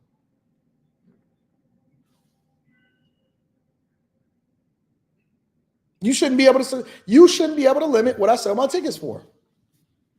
Oh, I'm going to recoup some of that $100,000 because I'm not going to go to all 41 games. I don't even want to go to all 41 games. I probably want to go to about 10 tops. The other 31 games, I'm going to give it to clients. I'm going to give it to people. And it's going to be some on the calendar that don't align with my schedule. And those is going to be sold. I'm not even going to be in town. I should be able to do what I want to do on my tickets. There should be no limit to what I can do and what I sell my tickets for. I don't understand this. I really don't. I would love down the road if there'd be some legislation that we could actually put a cap on the resale of tickets. And I'm a capitalist and a deregulation guy, but somebody said that if you buy all of the tickets, hold on, wait. Somebody said if you buy all of the tickets, buying up a block of tickets seems unfair to the average fan. What do you mean? If y'all wasn't buying the tickets from resellers, then they would stop doing it because they wouldn't make no money from it. It's all dependent on you. It's all dependent on you. You cannot put a cap on what it is. This is placed in Europe, and it seems to be the only thing that's us as artists be able to get the tickets into the hands of the fans at the prices we set. I'll be the first one to say, and I know the president doesn't like when I say this, but I'm a little overpaid right now. It's kind of ridiculous. I would rather be, a hero to working class people and have them be able to come attend my shows and give them a fair ticket price. I can't control that right now. So hopefully this is a step to really. All you got to do is divest yourself from doing business with Live Nation or Ticketmaster or whatever it is and do the J. Cole method. J. Cole, I remember when J. Cole, one of the ways that he blew up is he did the $1 in a Dream tour. And he didn't do it to where he made it available on Live Nation and Ticketmaster. He sold it on his own website. He put out his own stuff. He made sure that he did that it was limits on it, and that's the way they played it. It is more ways to be able to do it. And then J. Cole made his money off the merch and all of the other things that they was monetizing at those particular shows. If you are a man of the people, then there are other ways around it. You do not have to do business with the powers that be. If you got your own fan base, you don't have to worry about that. But we always I don't know. I don't agree with it. Maybe I should agree with it, and it's something that I don't understand about it. But I don't make that happen. A lot of artists and a lot of fans who love concerts and music are going to be very appreciative. And I think artists are more interested in the fans. They can choose not to people do it. that are having to pay crazy prices than he is the artist. Maybe the artist a little bit, but the fans a lot. I've spoken to him over the years about it. Y'all said he can't control the Drake. Well, they shouldn't have signed with the labels that they signed with. Listen, I'm not feeling sorry for no millionaires. I'm not feeling sorry for no millionaires. That's the deal that they signed. You sign a deal that also includes you having a tour this many dates at the stadium, Live Nation, whatever. That's what you signed. I'm not feeling sorry for these guys. And it's been, it bothers him. It bothers a lot of other artists too. The artists, and they go out with $100 ticket and it sells for $2,000 the following night.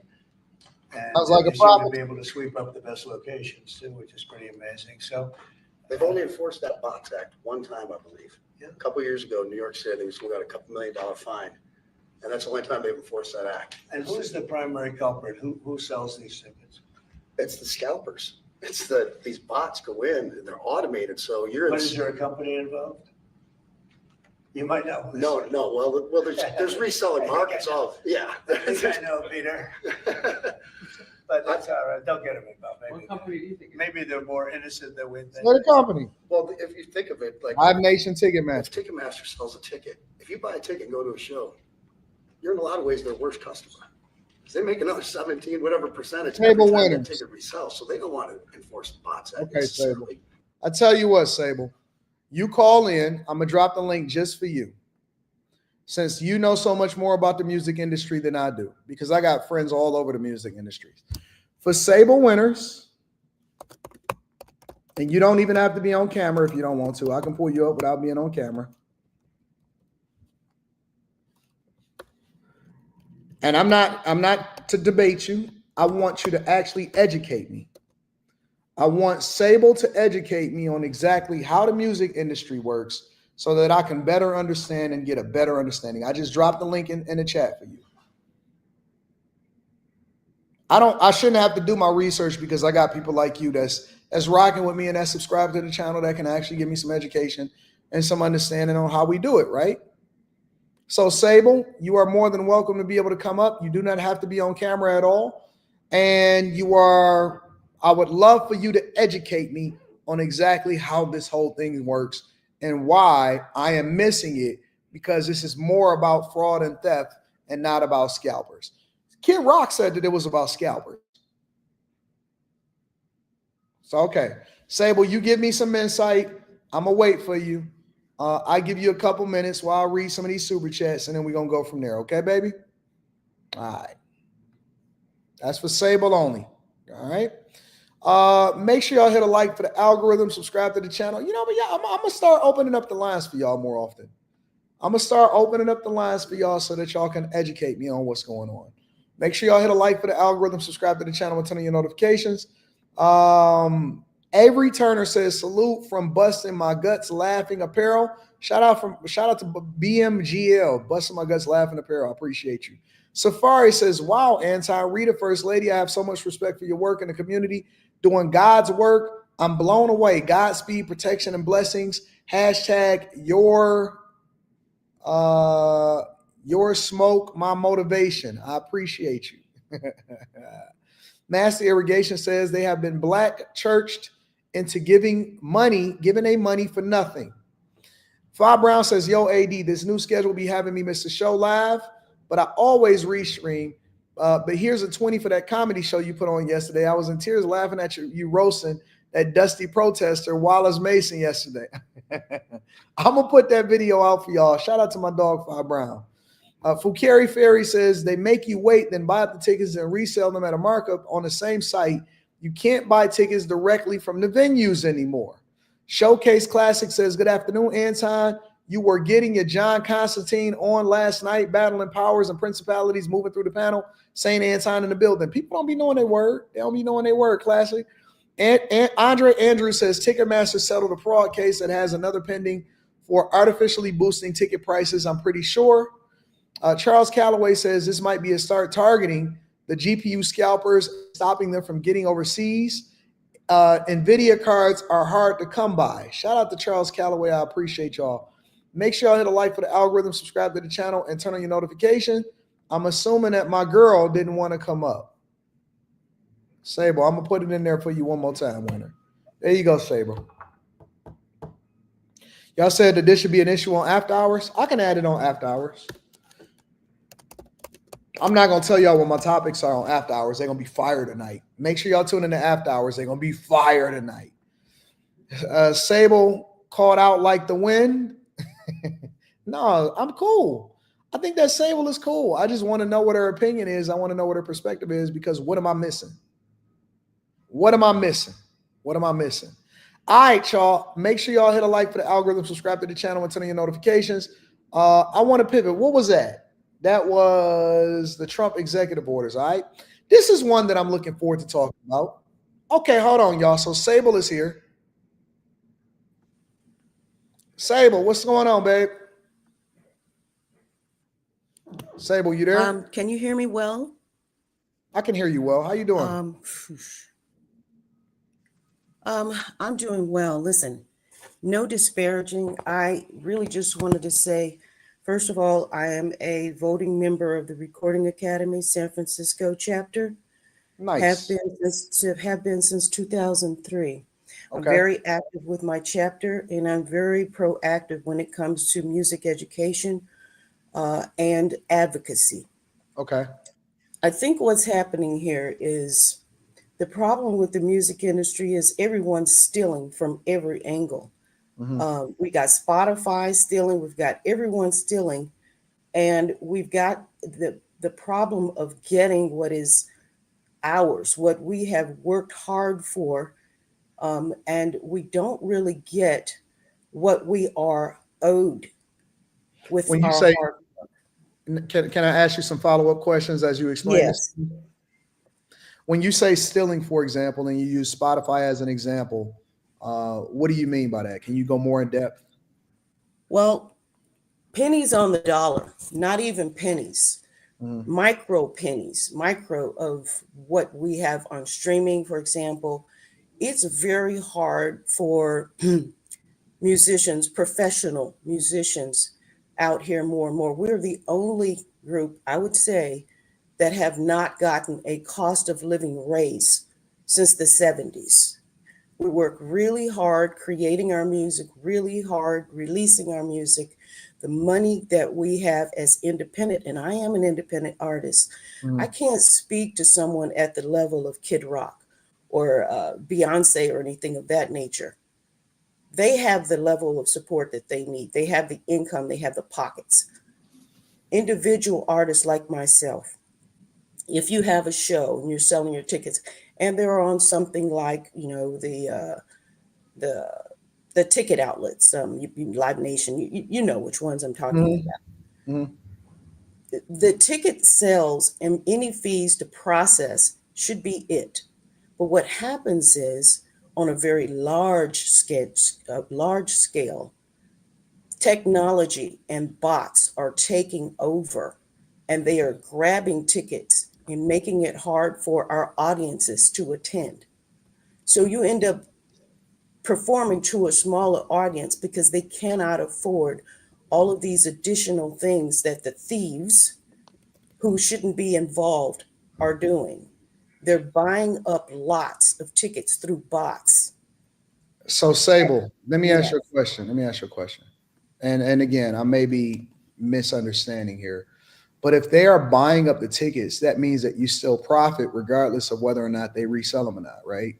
It's not about profit so much as they make it difficult for the end user so that they don't buy the tickets, they don't attend the concerts, and you end up performing to a lesser full stadium or venue or whatever it is. If it's at that level, Uh-huh. they're increasing. When you charge a ticket, you charge a ticket that you want, that you have established that is the right price. Right. Then they buy it up. And I'm not talking just a handful of tickets. I'm talking thousands of tickets. One entity, two entities buying them up. And if you charge $90, they end up making that $90 ticket that you established for your audience to be 150, 170 some, sometimes 200 and some dollars, 300 and some dollars. It does not make sense. That is not the intent of the artist. So why not go to a different outlet? Why not use an Eventbrite? Why not use some other? Well, Why let not me use tell your own you. personal website in order to ensure that you can actually prevent this from happening? Right. Eventbrite is on the low level. Okay. You're not going to be selling big tickets like that on Eventbrite and places like that, Splash Page, whatever. Why not? You're not going to be doing that. You're going to go with a large, reputable agency. Right. But if you're using that large reputable agency, then that means that you're paying for exposure also, right? Well, You're giving up something to get something. Whereas if you go to Eventbrite or you sell it on your own website, that would mean that you're interdependent on yourself as an independent artist in Yeah. order to do the tickets and be able to market yourself and to use your own social media platforms in order to get those tickets moved, right? Yeah, it's not that easy. When you're at a certain level, you use the established entities that are out there that people are accustomed to, that they know, that they trust, and beyond that, we have no control because they're the ones that's supposed to be selling. What happens is they're purchased by bots, digitally purchased in large lots, and then they steal from the entity that you originally decided that's who you have the contract with. But they buy the bots, which are not even American. Let me just be honest. A lot of this is coming from Asia, some from India as part of that. They don't even live here. They're not even a part of this country. But they buy them up through their technology and resell them on a hot market. A hot market. So do you believe that they should eliminate the ability for people to be able to buy and resell tickets? No, What's absolutely the not. solution? No. What do you think the solution is? I disagree with that because then we're talking about micromanagement. I think that individuals, small entities, have the right to try to make some form of income off of it, but not on a large scale as is these bots from other countries are doing. And they're making it difficult for the artists. They're making it harder and harder for the artists. That's the problem. It's not about Why greed. are you saying they're making it hard for the artists? If you can't get butts in the seats, then you're Well, in trouble. let me preface it by saying that it seems like the large scale operations usually target large scale artists, the Taylor Swifts, the Beyoncés, and so on and so forth, right? And it seems as though they are profiting massively off of whatever it is. But I think that you're speaking to a completely different demographic, right? You're speaking to much smaller artists than the Drakes and all of those type of people. Are they still targeting you guys at the same rate that they're targeting the larger artists also? Well, no. It's really for about popularity. I mean, if you're at that level, obviously you're going to be a target. And I tend to believe that where one goes, it goes further down the line. And we just can't allow this type of fraud is the problem. It's this industry is ripe with fraud. And when the bottom line comes down, you still got to pay the venue, you got to pay all of the crew, you got to pay so much out of the bottom line profits. And bet that cuts into your profit and makes it harder for you the next time and the next time. It's bigger than just ticket sales. But I just wanted to just say, you're very conscientious in doing your deeper research and learning things that are not really, your bailiwick. Yeah. But when it comes to this, we get it coming from every possible angle, and it's sickening. But we need support, and we do advocacy day twice a year, where we go to our congressmen and we appeal to them for various things and protections that we need as artists. Okay. It looks glamorous from the outside looking in, but a lot of us, especially at my level, are down here struggling because of the fraud.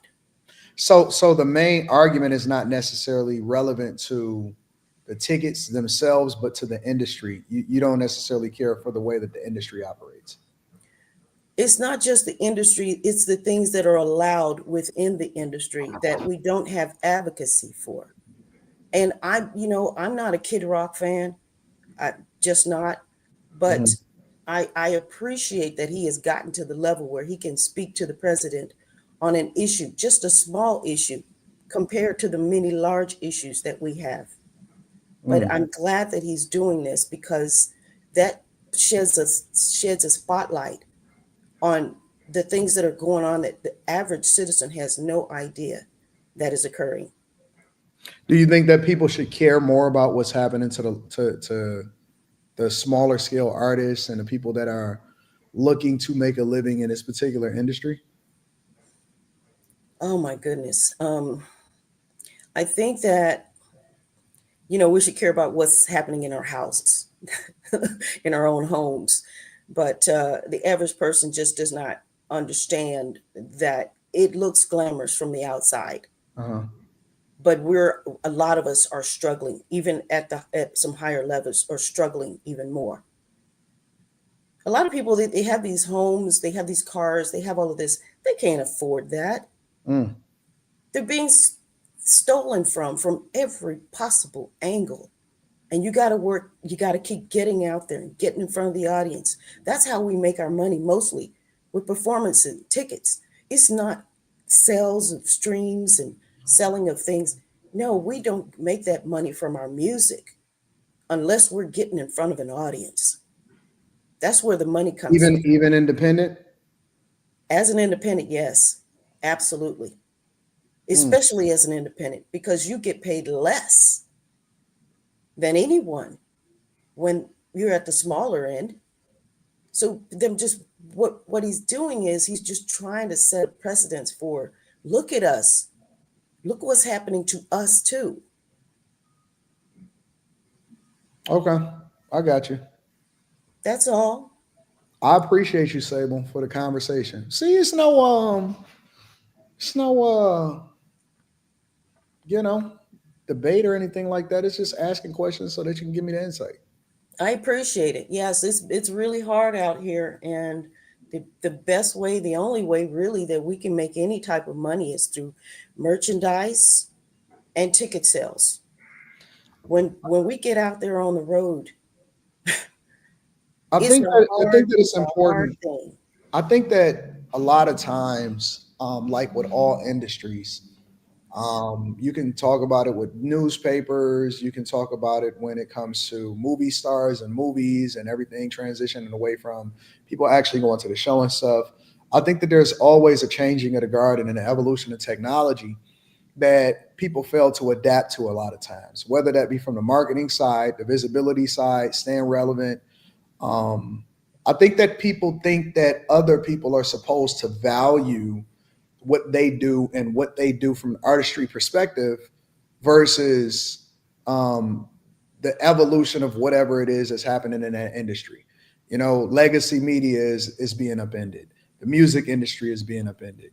And I think that by the time that some people catch the wave and they figure out how to rebrand themselves or market or make other monies in different ways, that sometimes it's too late and it's changing again. So I think that artists and independents also needs to learn how to market themselves different and evolve and adjust and create visibility and go direct to consumer and fans. And we have more tools to do that than ever before. Whereas a lot of times we can say, well, Spotify takes a percentage of the money. I can say that YouTube takes a percentage of my money, but at the same time, I wouldn't be making as much money. I wouldn't even be relevant from a social media perspective if it wasn't for this platform that I'm using in order to get this visibility. You know what I'm saying? I can make money outside of here. I've done shows. I've done sold out shows. I've done a lot of things that has become incredibly profitable. But at the same time, me personally, as a content creator, I can't complain about the visibility and the split that I have with YouTube as a result of everything that comes along with it. I think that it's incredibly fair. I think it's really fair of what I give to YouTube or what the split is versus how I benefit from it, because they benefit, I benefit. I look at it as a partnership. Right. Yeah. Yeah, I don't think that the average citizen should really give a hoot about what happens to artists. I think that we have to always be working on our own behalf, doing whatever we can within the skill sets that we have, the tools and resources that are available to us. Unfortunately, when it's very creative, when it comes to making music, that type of thing, a lot of people aren't really tech savvy. They just are not. And when it comes to advocacy, the problem with tech is that the people sitting up there on the hill, they don't really understand tech.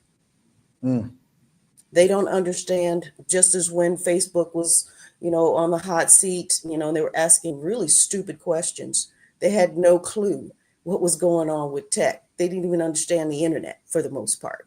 Yeah. So it takes someone with brass golf balls to get up there and sit and be interacting with people who can make a difference on that hill, the president in this case, to bring attention to it. And I just really appreciate it. And I really appreciate you and the time you've given me. And I hope I've answered at least a little bit. Yeah, absolutely. Great conversation. I appreciate you for coming up and giving me your insight and understanding into what this is. Thank you. Thank you so much. Thank you, Sable. Have a good one. See you, babe. Bye-bye. Very nice woman. Very, very sweet voice. A lot of people are scared to talk to me. I don't know why that is. I meet people with the energy that they bring. If you're just a nice person, I'm a nice person. If you are combative, then chances are I'm probably going to be combative along with you. But even if we agree, whether we disagree, us having that conversation and saying, hey, this is what's going on and this is my opinion or whatever. I love to talk to people that got differences of opinion in me. I think that is dope. And I think that she had a really, really great conversation. I like it. I love it. And thank you, Sable, for coming up, and thank you for rocking out with me. All right. Let me read some of the I'm Big Bad AD Black Beauty. Let me read some of the super chats and we're going to continue on with the show. Aaron L says Chicago all day, every day. Nope. Nope. I'm not going to say where you're from, but no, you're not Chicago.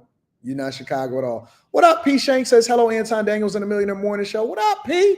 Courtney Egger says, AD, what's good, big homie? I shot you an email yesterday. Check it out when you get a chance. Overall, I appreciate you, big dog. Thank you, Courtney. I'm going to check out that email, big dog. Abe the Hunter says, I'm like AD. If you're independent and put the tickets on your website, not to be resold at a higher price, that's a concrete streamline. You know me, I'm direct to consumer. I'm always going to be 100% independent 100% of the time. I'm always going to be independent unless you give me a crazy amount of money and I can still own my IP.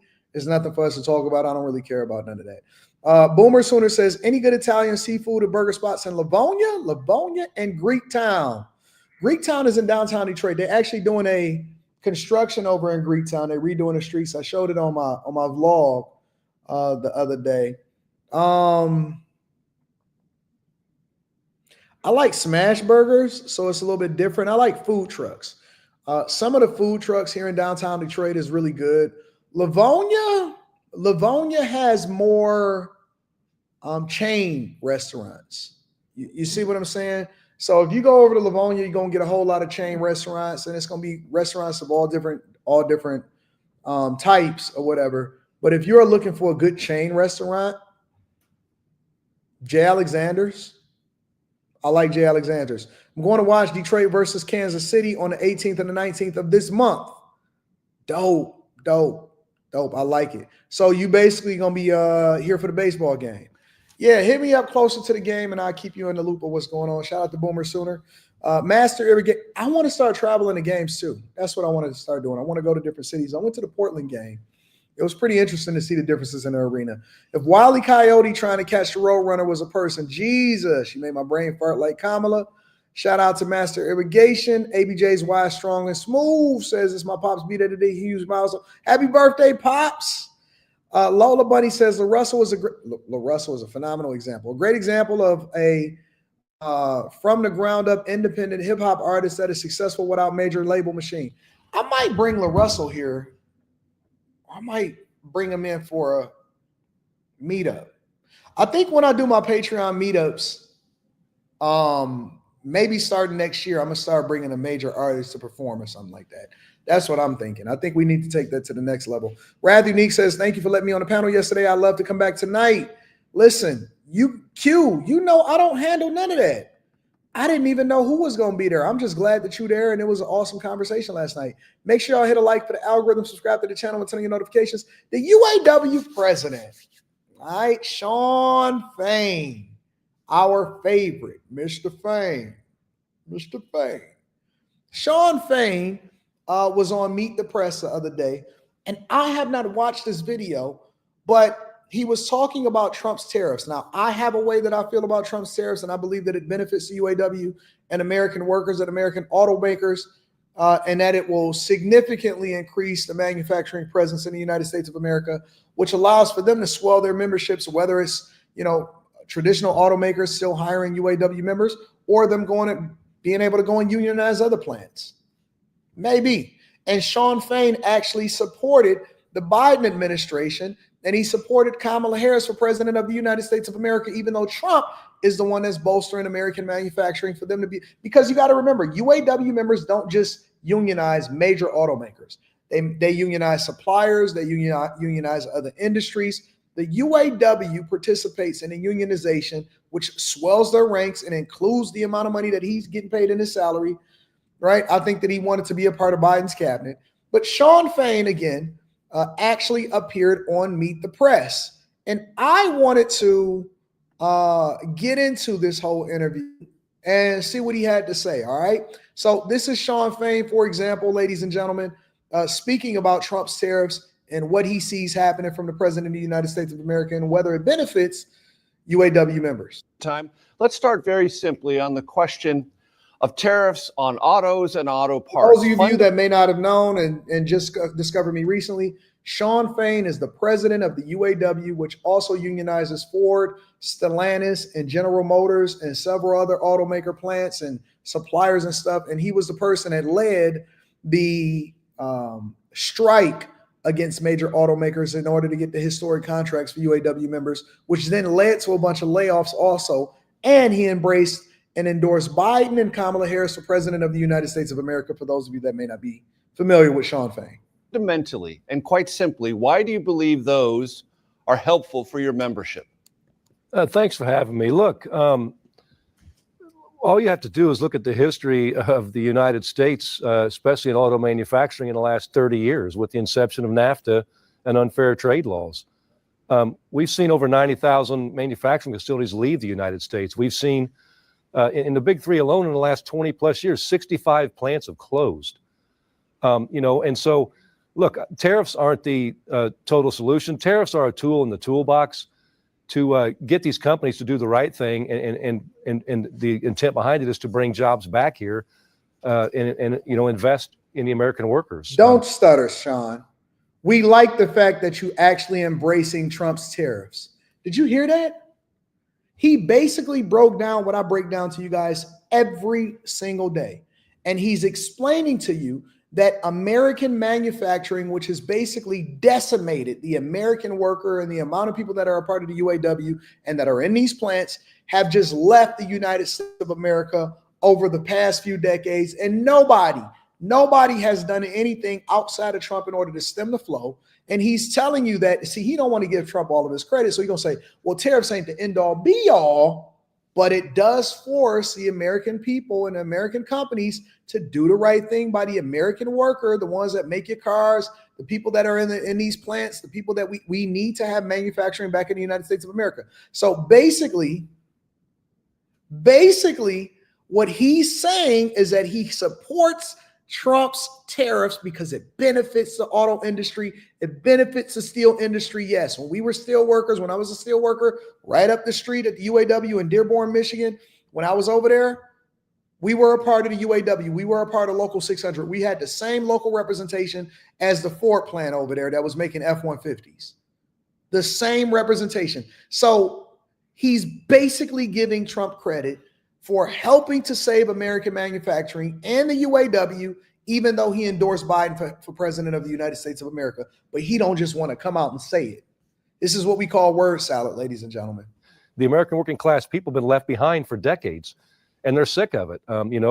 It's a massive struggle. People are struggling just to survive right now, to get by. And so, there's two parts to the tariffs, though. I mean, the tariffs are a motivator.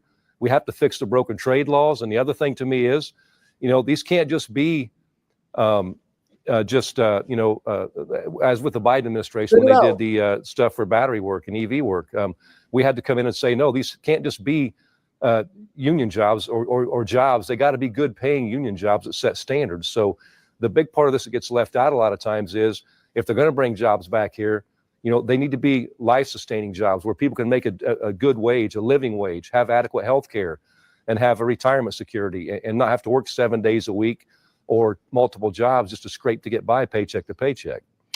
Long story short, he's making a pitch to unionize these places and these jobs that are coming to the United States of America. That's what he's doing. He's making a pitch to unionize the future jobs and the future plants that are being built inside of the United States of America. Trump is good for the UAW. Trump is good for Shawn Fain. Trump did not sell out the American people like Shawn Fain sold out the UAW. Yes. Ain't that crazy how things change? Ain't it crazy how the very thing that they are against is the thing that they benefiting from?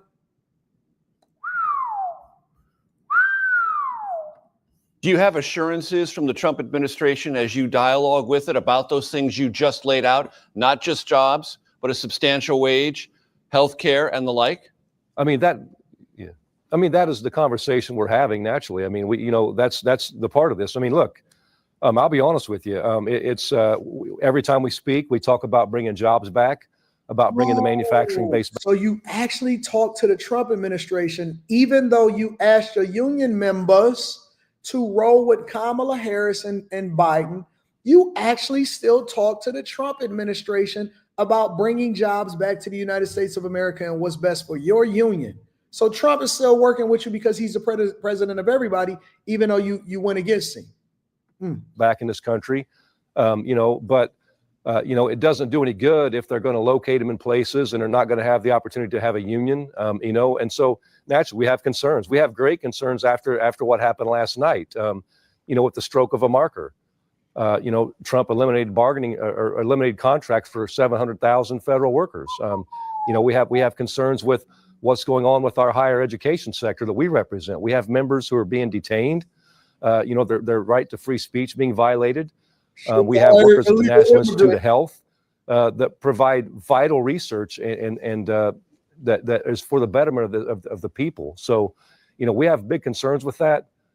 So naturally, yes, every time we talk about trade, talk about tariffs, it's an integral part of that. These have to be good paying union jobs. I'll get back to the tariffs and autos in a second, but since you brought up this executive order, it regards an effort by the Trump administration through the president to stop or certainly dramatically slow collective bargaining for federal workers. Randy Irvin, who's currently the president of the National Federation of the Federal Employees, calls it the biggest assault on collective bargaining he has ever seen. Do you agree with those sentiments? Read Cash App shortly. Yeah, exactly. I mean, spot on. Look, I remember when I was 12 years old when Reagan busted the PATCO workers. That was a massive issue back then. And the Air Traffic Controllers Union, talk about that labor. Yes, and that labor should have done more then. Look, this is 100 times worse than PATCO ever dreamed of being. When you're talking, 700,000 people, their contracts just being taken away. And so, as I said, free speech is under attack. Unions are under attack. You look at the changes to the NLRB. You look at the situation with the Department of Labor, Department of Education, Veterans Affairs. I mean, why are all these things under attack? Medicare, Social Security. It's because, billionaires want more tax cuts for themselves. And it's been proven time and again, that's not what works for America. That's not good for the American people. The working class people in America, they want their fair share. They're not asking to be rich. They just want a decent standard of living. And again, that goes back to what we call our four. He is using the same speech, the same rhetoric that he was using on the campaign trail for Biden and Kamala Harris. And it's not working. The market is going to dictate what people get paid. The market is going to dictate, and it works on both sides. It works on both sides. When you have a need for something and there's a demand, but you don't have enough positions to fill it, or you don't have enough people to fill those positions, guess what? You up the pay, you up the incentives, you up the ability to continue to pay for people because you have to fill a need, you have to fill a void. I remember at one point in the early 2000s when there was a massive demand, a historic demand for software engineers. Software engineers was largely unaffected when it came to the 2008 crisis, the housing crisis, the market crash, the recession, the real recession. It's one of the reasons why I chose that as a curriculum to get into, because I knew that I would have job protection going into STEM once I completed and I actually got my degree, even though I was self-taught. And so the market demand for it continued to skyrocket, even though there was less demand, because as long as you was able to just do a laborer's job and you didn't make any money, it didn't really matter. You see what I'm saying? So if we could replace you easily, whereas if there's a huge demand for it, that's when they incentivize people to go and get things or do things or pay more or whatever. And that's called a capitalized market. That is a free market. That is a true form of capitalism. You can't put a cap on it as far as how much they can make, and you can't reduce it past the amount that people are willing to pay. And so what Shawn Fain is mad about is that southern states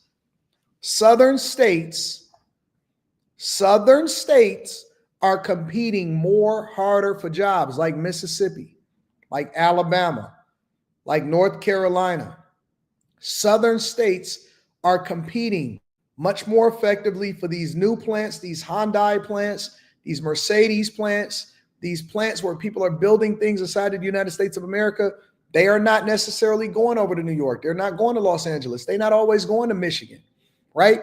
When they do, they are looking for a workforce that is already built up. However, they tend to go to the southern states because the barrier to entry is lower. They can create more jobs and they don't have as much problems with the union. And so he wants to be able to unionize some of these plants.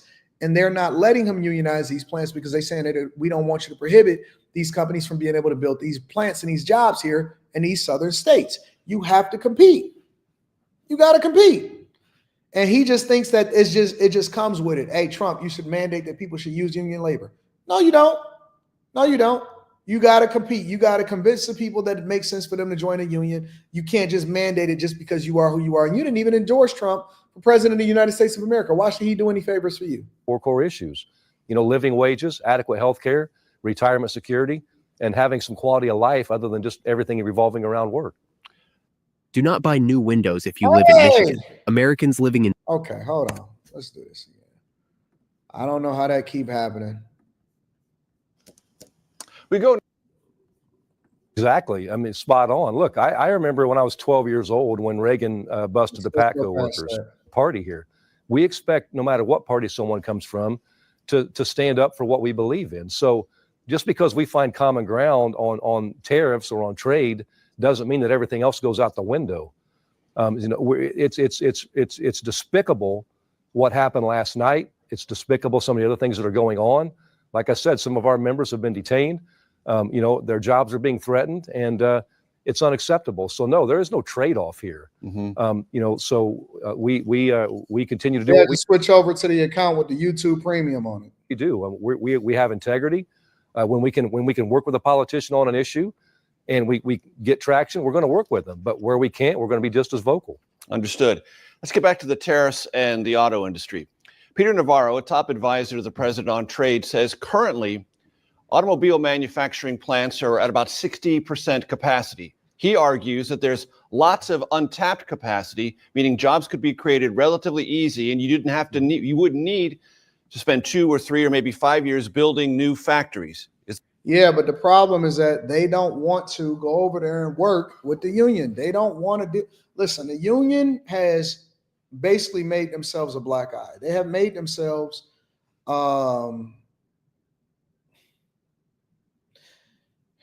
they've created a bad reputation for themselves. All right. They are hostile. They don't want to work with people. Listen, these companies, these new manufacturers, these new people that want to build plants inside of the United States of America, they seen how they treated Ford, Chrysler, and GM. They seen how they treated these places, and that they was willing to shut down a plant and completely ruin everything and throw them in the debt, and that GM had to basically take out lines of credit, and Ford Motor Company, even though they make 70% of their vehicles here, had to take out lines of credit to be able to survive that strike. They seen how you treated them. Why would they want to employ a workforce that is basically being held hostage by somebody like you that have liberal views that don't want to work with the company to make sure that they are still profitable so that you guys get huge profit sharing checks? They don't want that. They don't want it anymore. Unions have a black eye on themselves. Is that your understanding? Is that your belief? It's spot on. Look, we have a situation right now in Warren, Michigan, where 2,000 workers were laid off this past year. They built the Ram truck there for years under Stellantis. And Stellantis made a decision to shift that production to Mexico. They could shift that work back in very short order and be producing Ram trucks right back there and put those people back to work. I was just at Volkswagen this week, talking with workers down there that are trying to get their first contract. And the company announced a reduction of a shift. Meanwhile, Volkswagen is the biggest violator of all. 75% of their production for the North American market is made in Mexico. So they can shift product there overnight. There's excess capacity. People forget this lesson in World War II. The way that we formed the arsenal of democracy that won the war was they took the excess capacity of all the automotive manufacturing plants in the country and produced tanks and planes and bombs and engines and all those things. And it's no different right now. We have excess capacity. They could bring work back in very short order. And yes, they're in a situation where they need to build a new plant.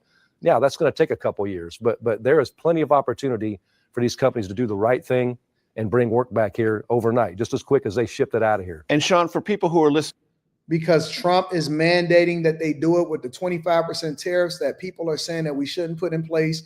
And y'all are hypocritical. Shawn Fain is one of the biggest culprits of what's hypocritical about the United States of America and liberals and Democrats that they endorse because the very thing that they're benefiting off of, Trump's tariffs, is the thing that they want to take credit for. And they want to say, hey, why y'all shifting production over to Mexico? Why y'all shifting production over to Brazil? Why you shifting production over to China? Why you shifting production up to Canada with Unifor? Unifor is a union up in Canada.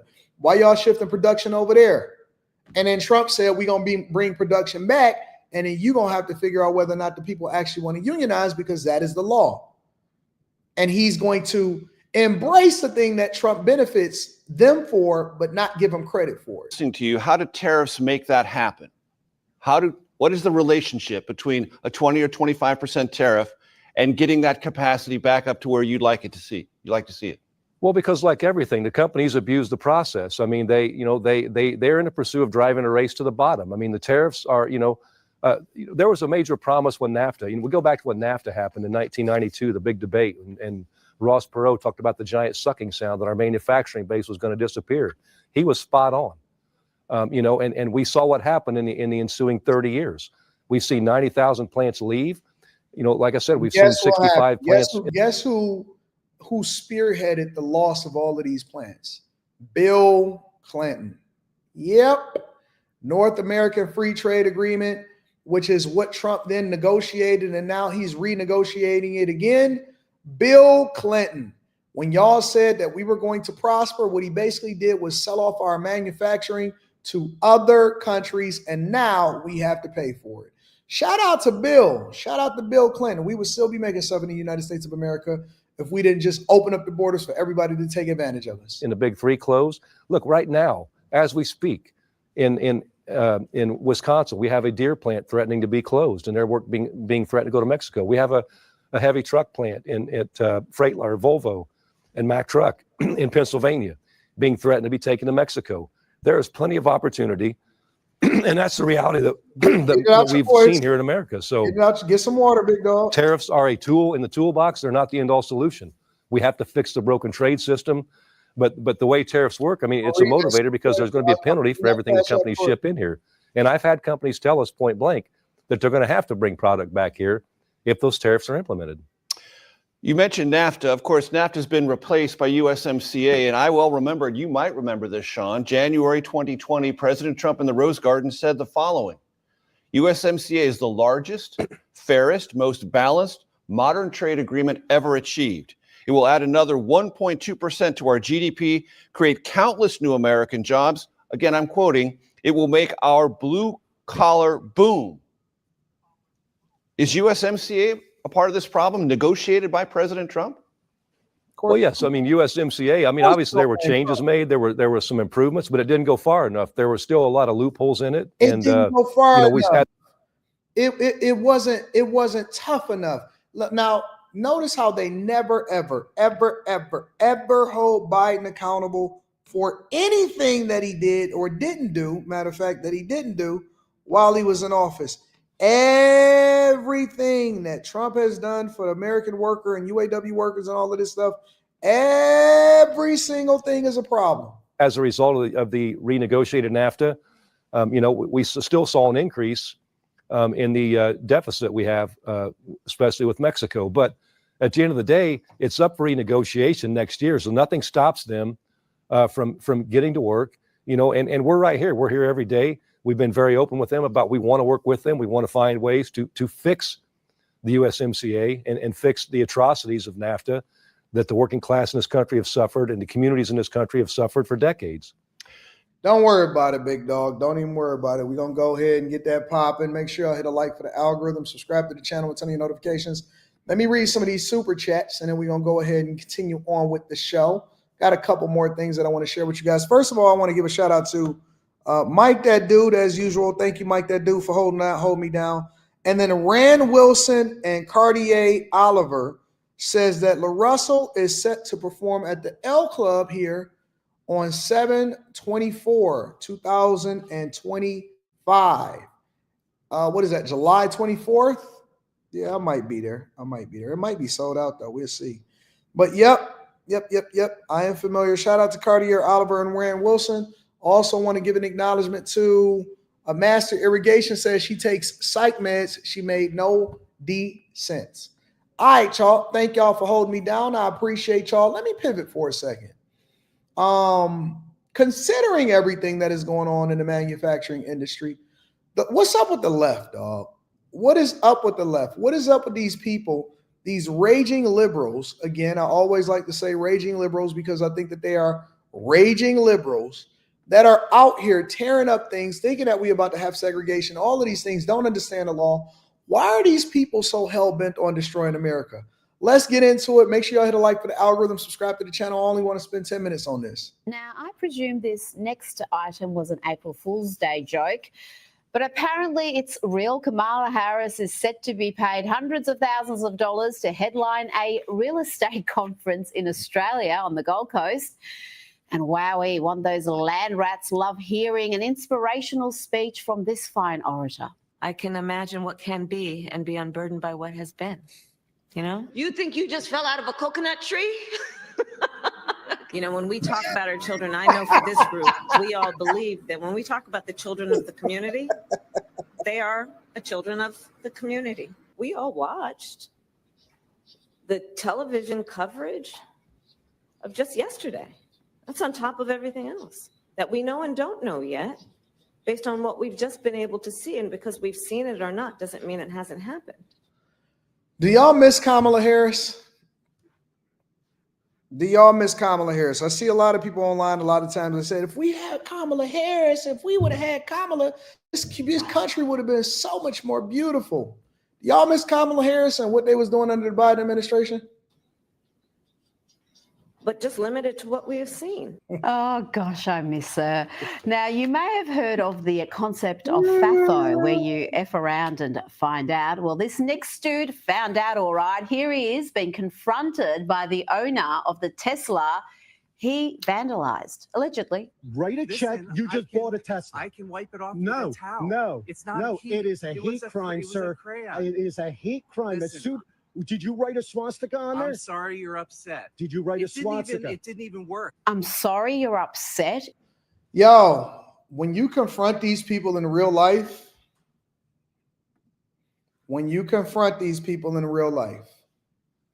they are not as tough as you think that they are. I'm telling you right now, when you confront these people in real life and you when they're amongst each other, they feel real tough. They feel real bold when they doing it under the guise of, oh my God, this is free speech and I'm going to do what I want to do. And I don't necessarily have to be accountable for anything that I'm doing out here. When they're operating under that guise, they're not tripping about it. They think that they can do whatever they want to do when they want to do it. They do whatever they want to do when they want to do it. Everywhere. Look at, we haven't had. But shouldn't other people, like for example, we contribute over 85% of the funding that goes into NATO, and other countries don't. And then they use that money for their benefit, but we don't get anything out of it as taxpayers. Should we be responsible for that? You could pick something like that. Well, it's the same thing with USAID, right? No. We fund a lot of propaganda over in other countries in order to indoctrinate them to think how we think. Shouldn't they have their own culture? Shouldn't they have their own ways in which they go about doing things, or should we meddle in everything that happens overseas and then justify it by saying that we actually giving them funding? Not waste. Of course it's waste. At the end of the conversation, they always get mad too. For America, you know, it was once said to ask what you can do for your country, not what your country can do for you. What do you think about that message? You think that we've lost our way as Americans? I don't believe he's got one of the highest safety, negative safety records of any big manufacturer. Really? You sure about that? I'm positive. Actually, J.D. Power and Associates ranks Tesla as the top safety pick of the United States of America, and it's the number one. The Model Y is the number one selling car worldwide. No, I'm not talking about that. I'm talking about his, like SpaceX. Well, what about the fact that he just brought? Every person that had him nailed to the wall about shit like that. About SpaceX? Excuse my French. About safety and things like that. They were suing him. He fired all those people, same as Trump. Anybody that has a suit against them, they get fired. They lose their job. What do you think about him bringing the astronauts home that Biden left up in space? I mean, it never ends. What do you think about him bringing the astronauts home that actually was stuck in space as a result of Biden? Oh, that's cool. Oh, he don't get any credit for that? I'm sure he did. So what about all of the innovation that happens at SpaceX that allowed for him to be able to have that reusable rocket and bring those astronauts home? You don't think that's a big deal? Explosions all the time? Well, the explosions didn't actually hurt anybody. It's actually research and development. You have to get to a point, but in order to get there, you have to try things. I don't have the answers for everything. They never have the answers, but yet they're out there protesting. They never have the answers. And at some point, you just got to call them out on their BS. And that's how you're going to fix it? Yeah. Well, this is just little, but tomorrow it might be big. Nah. The mandate from the American people is to clean up our federal government, to find the fraud, waste, and abuse, to get rid of illegal migrants that's not supposed to be here, and to ultimately return our taxpayers back, return our tax dollars back to the people. And you are out here. It's been written a long time ago. You are out here protesting for no reason. There's big protests going on. Well, your friends left you. Not here. Your friends all left you. I got a bad knee. I can't. That means that you need to be relaxing, sir, and making sure that you support the American people by doing what's right and getting back to our traditional values. You know what? You would be a great MAGA guy. They got you, boy. You would be a phenomenal MAGA guy. I'll put the full interviews up between the Anton Daniels channel and the other channel. Let's get back to exactly what we was talking about before. Let's remove that and let's get back to these mindless zombies that continue to spew this rhetoric and paint swastikas with crayon on people's cars. I don't think that that's right. I'm sorry you're upset. Did you write a swastika? It didn't even work. I'm sorry you're upset. It didn't even work. Really? These lefties are vile. Let's go back to that interaction and see if this guy understands that the FAFO equation is real. The more you F around, the more you're going to find out. It's at the police right now. It's being fingerprinted. What do you mean it's being fingerprinted? Because they're trying to track you down. Thankfully, Facebook tracked you down. I said, I'm sorry. For what? And I For what? apologize. For what? I have nothing against For your what? car, and I have nothing against you. So why would you write a swastika on a Tesla? Obviously, I have something against Elon Musk, but that's not the So way Elon to Musk show my... owns that car because No, it was he bought owns and the paid company. for. It was bought and paid for a long time That's ago. why it's misguided, and obviously, I did not intend to do this. Oh, he didn't mean to do it. He doesn't like Elon Musk. There are so many people out here, mindless zombies, and they've been fooled, tricked. They've been watching TikTok. They've been told that the American people are under siege and under attack, and they are out here. They are taking their spare time. And don't y'all know we got Sentry mode? We can see you. We can see you. We have Sentry mode. We can see what you're doing, when you're doing it, and why you're doing it, and why you also need to be arrested. We can see you guys. We have the ability to protect ourselves. And the minute that you walk up to our cars, we get the notification. Oh, man, here goes another lefty liberal. Let's see what he got this time. Since been charged with a number of offences, including criminal mischief and harassment. Now, this mindless vandalism from the left is nothing new, nor are attacks against cars. They've been doing it for years. It just wasn't directed exclusively to Teslas in the past. Here is an oldie but a goodie. A lefty caught keying a vehicle because it had a pro-Trump sticker. I think he's more scared of the wife than the cops. Imagine being married to this aging soy boy. The green Toyota Tundra pickup truck that you walked up to. You don't remember what you did? What did you do to it? I scratched it. Why? Was it the bumper sticker? She's got a sticker that says, "Let's go Brandon" or something. Yeah, I guess it infuriated me. That's the only reason you did it? You don't know who owns the truck or anything? Yeah, that's the only reason I did it. Was it a key? No, it's my key fob. Yeah. Do you know which key you used? No, I have no idea. I'm guessing you know it's expensive to repaint a truck. I'm going to have to repaint the truck. Did you get idiotic and I'm going to get the truck? Get up, get that fucking much up. And you should. Yeah. But I made a stupid mistake. Mr. Brothers, here's the unfortunate news. She wants to press charges, so I have to take you to jail, sir, so they should turn around. When you damage someone's property over $1,000, it's a felony. And Kevin Connell, we're treating on here. For a felony criminal mischief. That's a felony? It's about $6,000 to repaint the truck. He has to go to jail. You can't put your hands on other people's stuff and think that that is okay. What is wrong with y'all? You cannot put your hands or your keys or your crayons or your markers or your spray paint on other people's stuff. You guys are stupid. Now, we may have a difference of opinion, but listen, my property is an extension of me. Don't let me catch you out there doing something that you're not supposed to do. Azriel said it, keep your hands to yourself. Stop putting your hands on other people's property, and you too old for that. You know better. It ain't no excuses. It shouldn't be no explanation. Just arrest them, charge them, give them a felony, ruin their life, make sure that you post a picture on Facebook and every other social media platform, because these people are evil. They are truly evil and putting their hands on other people's stuff, and they shouldn't be. So I want to make sure that I make that announcement. Let me read a couple of these super chats, and then I want to I got a question. I do have a question really quickly. I got a question about 50 Cent. I have a question about 50 Cent, but I'll get to that shortly. You got to play Kamala talking about AI. No, she going to slow me down. A.R. Smitty says that white man is way too old to be out there vandalizing Teslas. I forgot she existed. I didn't. She going to probably run for governor in California and win. So I got a question really quickly, and I want to spend, again, just 10 minutes on this. Why are people against 50 Cent? Have y'all seen people talking negatively about 50 Cent? Let me see if I can get it up on the screen real quick. Social media presence, but Jesus said. Let me see. 50 Cent, Louisiana. And 50 Cent know he did wrong. That man just spent, what, 30-something million Check to this build out.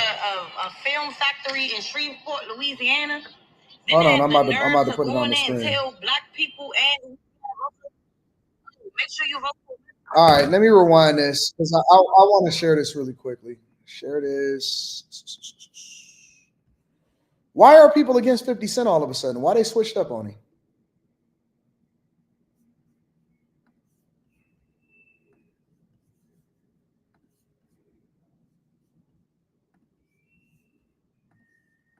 He did wrong. That man just spent, what, 30-something million to build a film factory in Shreveport, Louisiana? Didn't have the nerve to go in there and tell black people and Louisiana voters, oh, make sure you vote for Amendment 2, which tax the poor and leaves the rich. When we gonna stop with these media and see celebrities getting into these politics? I'm over it. Curtis, your time is up. Your time is up now. You see how quickly people switch up on you? First they love you. First you were creating jobs. First they rock with you, right? And so when I seen that, I'm like, well, what the heck is going on? I thought that the black people actually liked 50 Cent. I thought that black people was rocking with 50 Cent, that they actually felt that he was valuable to the community. And so I'm going to share this, which I haven't seen it yet, but 50 Cent addressed the Shreveport City Council ahead of the work on a stage work lease, because I believe that he leased it for like 30 years or something like that. So this is the whole thing, which 50 Cent, I believe he's turning 50 years old. He's going to have that lease until he's 80, apparently. But this is what 50 Cent had to say at the city council. And I'm wondering if he said something about this that then triggered the black community to then all of a sudden turn against him that quick.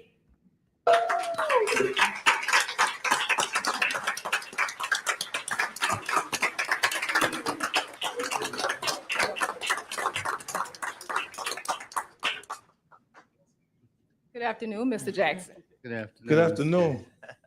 I didn't even know I had to speak. You did. Somebody set me up. Somebody set me up. It had to be Gary. Gary did it. No, this is exciting, man. I'm really just excited to be able to be here today. I see you guys it's important. This project is a legacy project for me. I don't think I've done anything that directly affected as many people as this project will here in Shreveport. And I'm just excited to get to it. We ready for you to get to it Ready. too. We are. Look You don't at know Ellen. what you heard about us. No, I try to tell them all roads lead to Shreveport.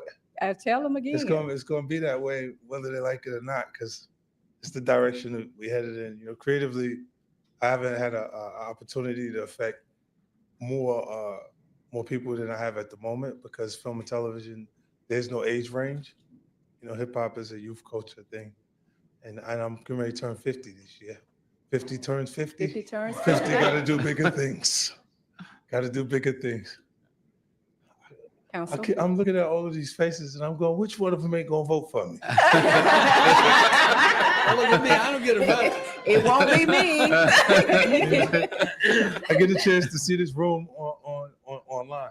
Yeah. I see you guys vote on other things and stuff like that.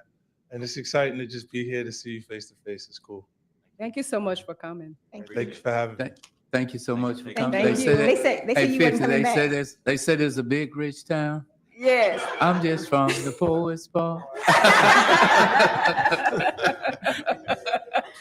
That's all I had, man. That's all you had? You ready to close out the meeting now, huh? No, we got a couple of You votes got a to couple take. more? All right. Mayor Snow, do you have any communications? I do not. Okay. Does Pastor Tim Jones. Pastor Tim, they made you come up after 50. Come on down here. So apparently 50 also at some point, you say 80 don't get that part. He's never seen Power. Yeah, you know what? I haven't seen Power, but I seen him perform it live in the beginning of the new year at his final show in his Vegas residency. So I actually seen it in person. That's a stunt. All right. I was actually there at his performance in Vegas. Yeah, where he played in the club last, and we actually was rocking out and everything like that. I was at his final show at his Vegas residency. I didn't have to see it on Power. I seen him perform it in real life. So I'm familiar with the live performance. It sounded a little different than I am on what he did on Power. I'm sorry. It was a great show. It was a phenomenal show. So that's the only way that I'm familiar with it. Sounded a little different than the city councilman versus watching Uncle Murder, Tony Yayo, and 50 Cent on the stage performing it. They did it live, so it's a little different. But anyways, aside from that, 50 Cent also said that apparently he was advocating for people to vote for Amendment 2 in Louisiana. And so this is what Amendment 2 says. It says, ballot year 2025. Actually, let me pull it up on the screen and I'll show you guys. And I was literally in the VIP section, so it was a little different. It was great. It was a good show too, just to let y'all know. Where was it at? It was at Planet Hollywood, I believe. Amendment 2, Louisiana. All right, so let's see if I can look at this.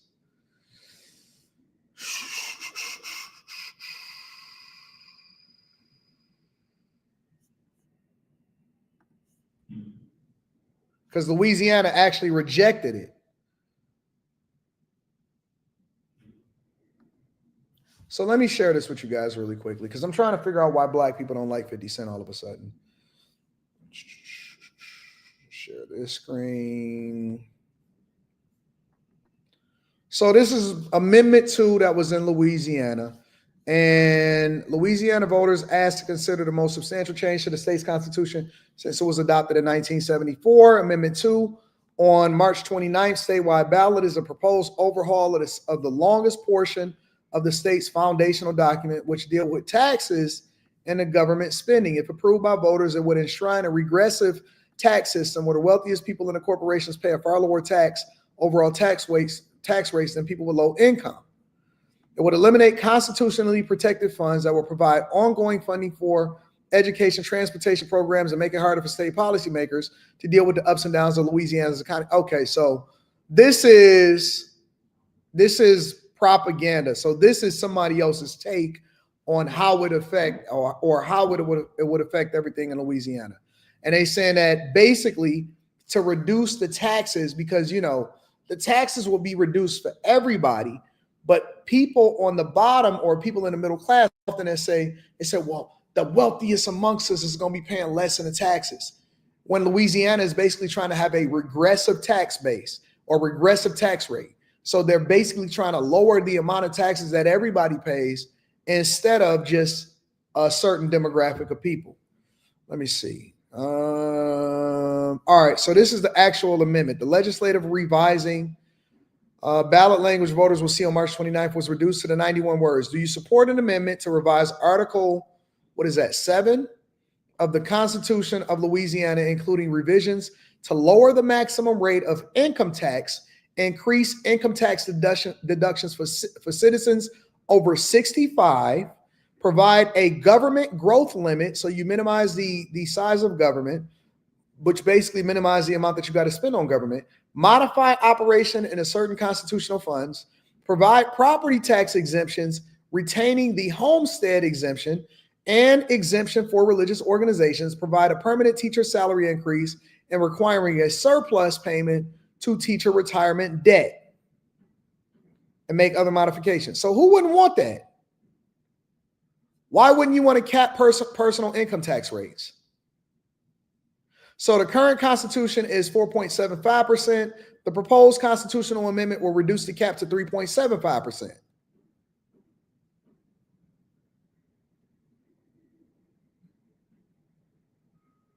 Why wouldn't you want that?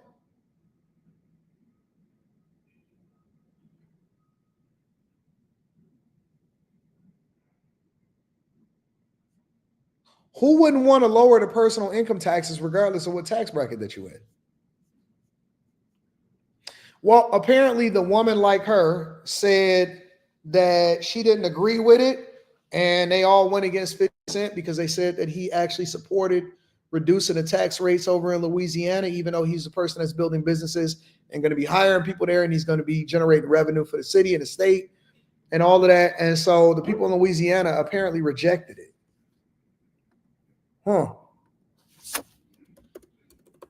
Amendment to Louisiana.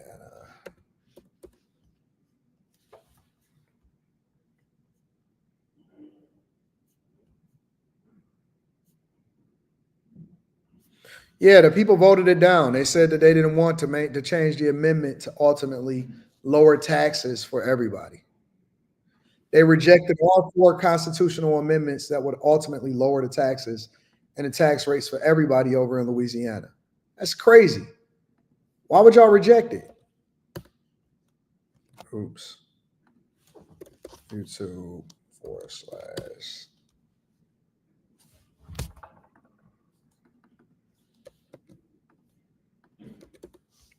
Let's get straight into our election results tonight. Louisiana Constitutional Amendment 1. The amendment would have allowed the Louisiana legislature to create trial courts of specialized jurisdiction and provide Supreme Court original jurisdiction to discipline out-of-state lawyers. And with only 64% of voters saying no, Amendment 1 fails.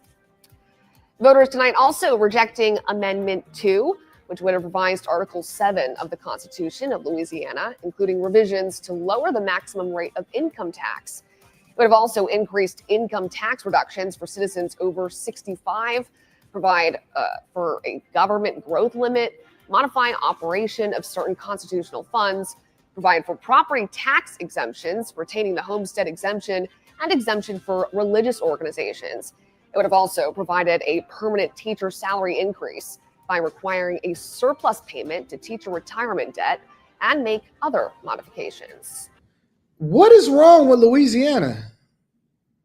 Why would they reject a tax to lower the amount that they pay in taxes, increase the amount that they pay in the teachers, make a surplus payment to the teachers' pension fund, also lower the amount that people that are over 65 are paying in taxes, and then that would allow for people to move back into Louisiana or move into certain cities while at the same time investing in their businesses there? Why would y'all vote against that? Anyway, shout out to all of my people. Shout out to the people that's on the left that love more taxes, that love giving more money to the federal government, that don't want their teachers to get raises, and also want to make sure that the people over 65 get to pay a reduction in taxes. Shout out to y'all. Shout out to the people over there. I wonder how many people actually read the amendment. I wonder how many people actually studied it versus had somebody say, "Hey man, don't support this. Don't rock with it. Don't go with it." Anyways, let me read some of these super chats and I'm gonna get y'all up out of here for the day. And now they turned on 50. Chip Burner says you grilled him so hard his knee started to hurt, but he ain't had no problem standing up there advocating for the alphabet community. Hi, Anton. How are you? Hope all is well. I hope all is well. I'm doing great. Dre with the K says this is why we don't deal with the culture. They switch up as soon as their feelings are hurt. We have to channel our inner Marvin Sapp and close them doors on that chapter of our life. I like how you did that. Jay the Legend Sports says 50 told to vote in their best interest for no income tax for the state. Black people in Shreveport didn't like it, though, even though it benefited them. Why didn't they like it? They rejected the bill because Democrats told them to. That sounds about right. Anyways, I love y'all. I appreciate y'all. Again, we are going to be doing a show tomorrow, so make sure that you're tuning in. Also, Tiege Hanley, 40% off your first order plus 20% off of life. And then last but not least, make sure y'all tap into the Patreon. The best day to join the Patreon is the beginning of the month. So it is today. And then we are going to be doing a live stream this week, Patreon exclusive live stream.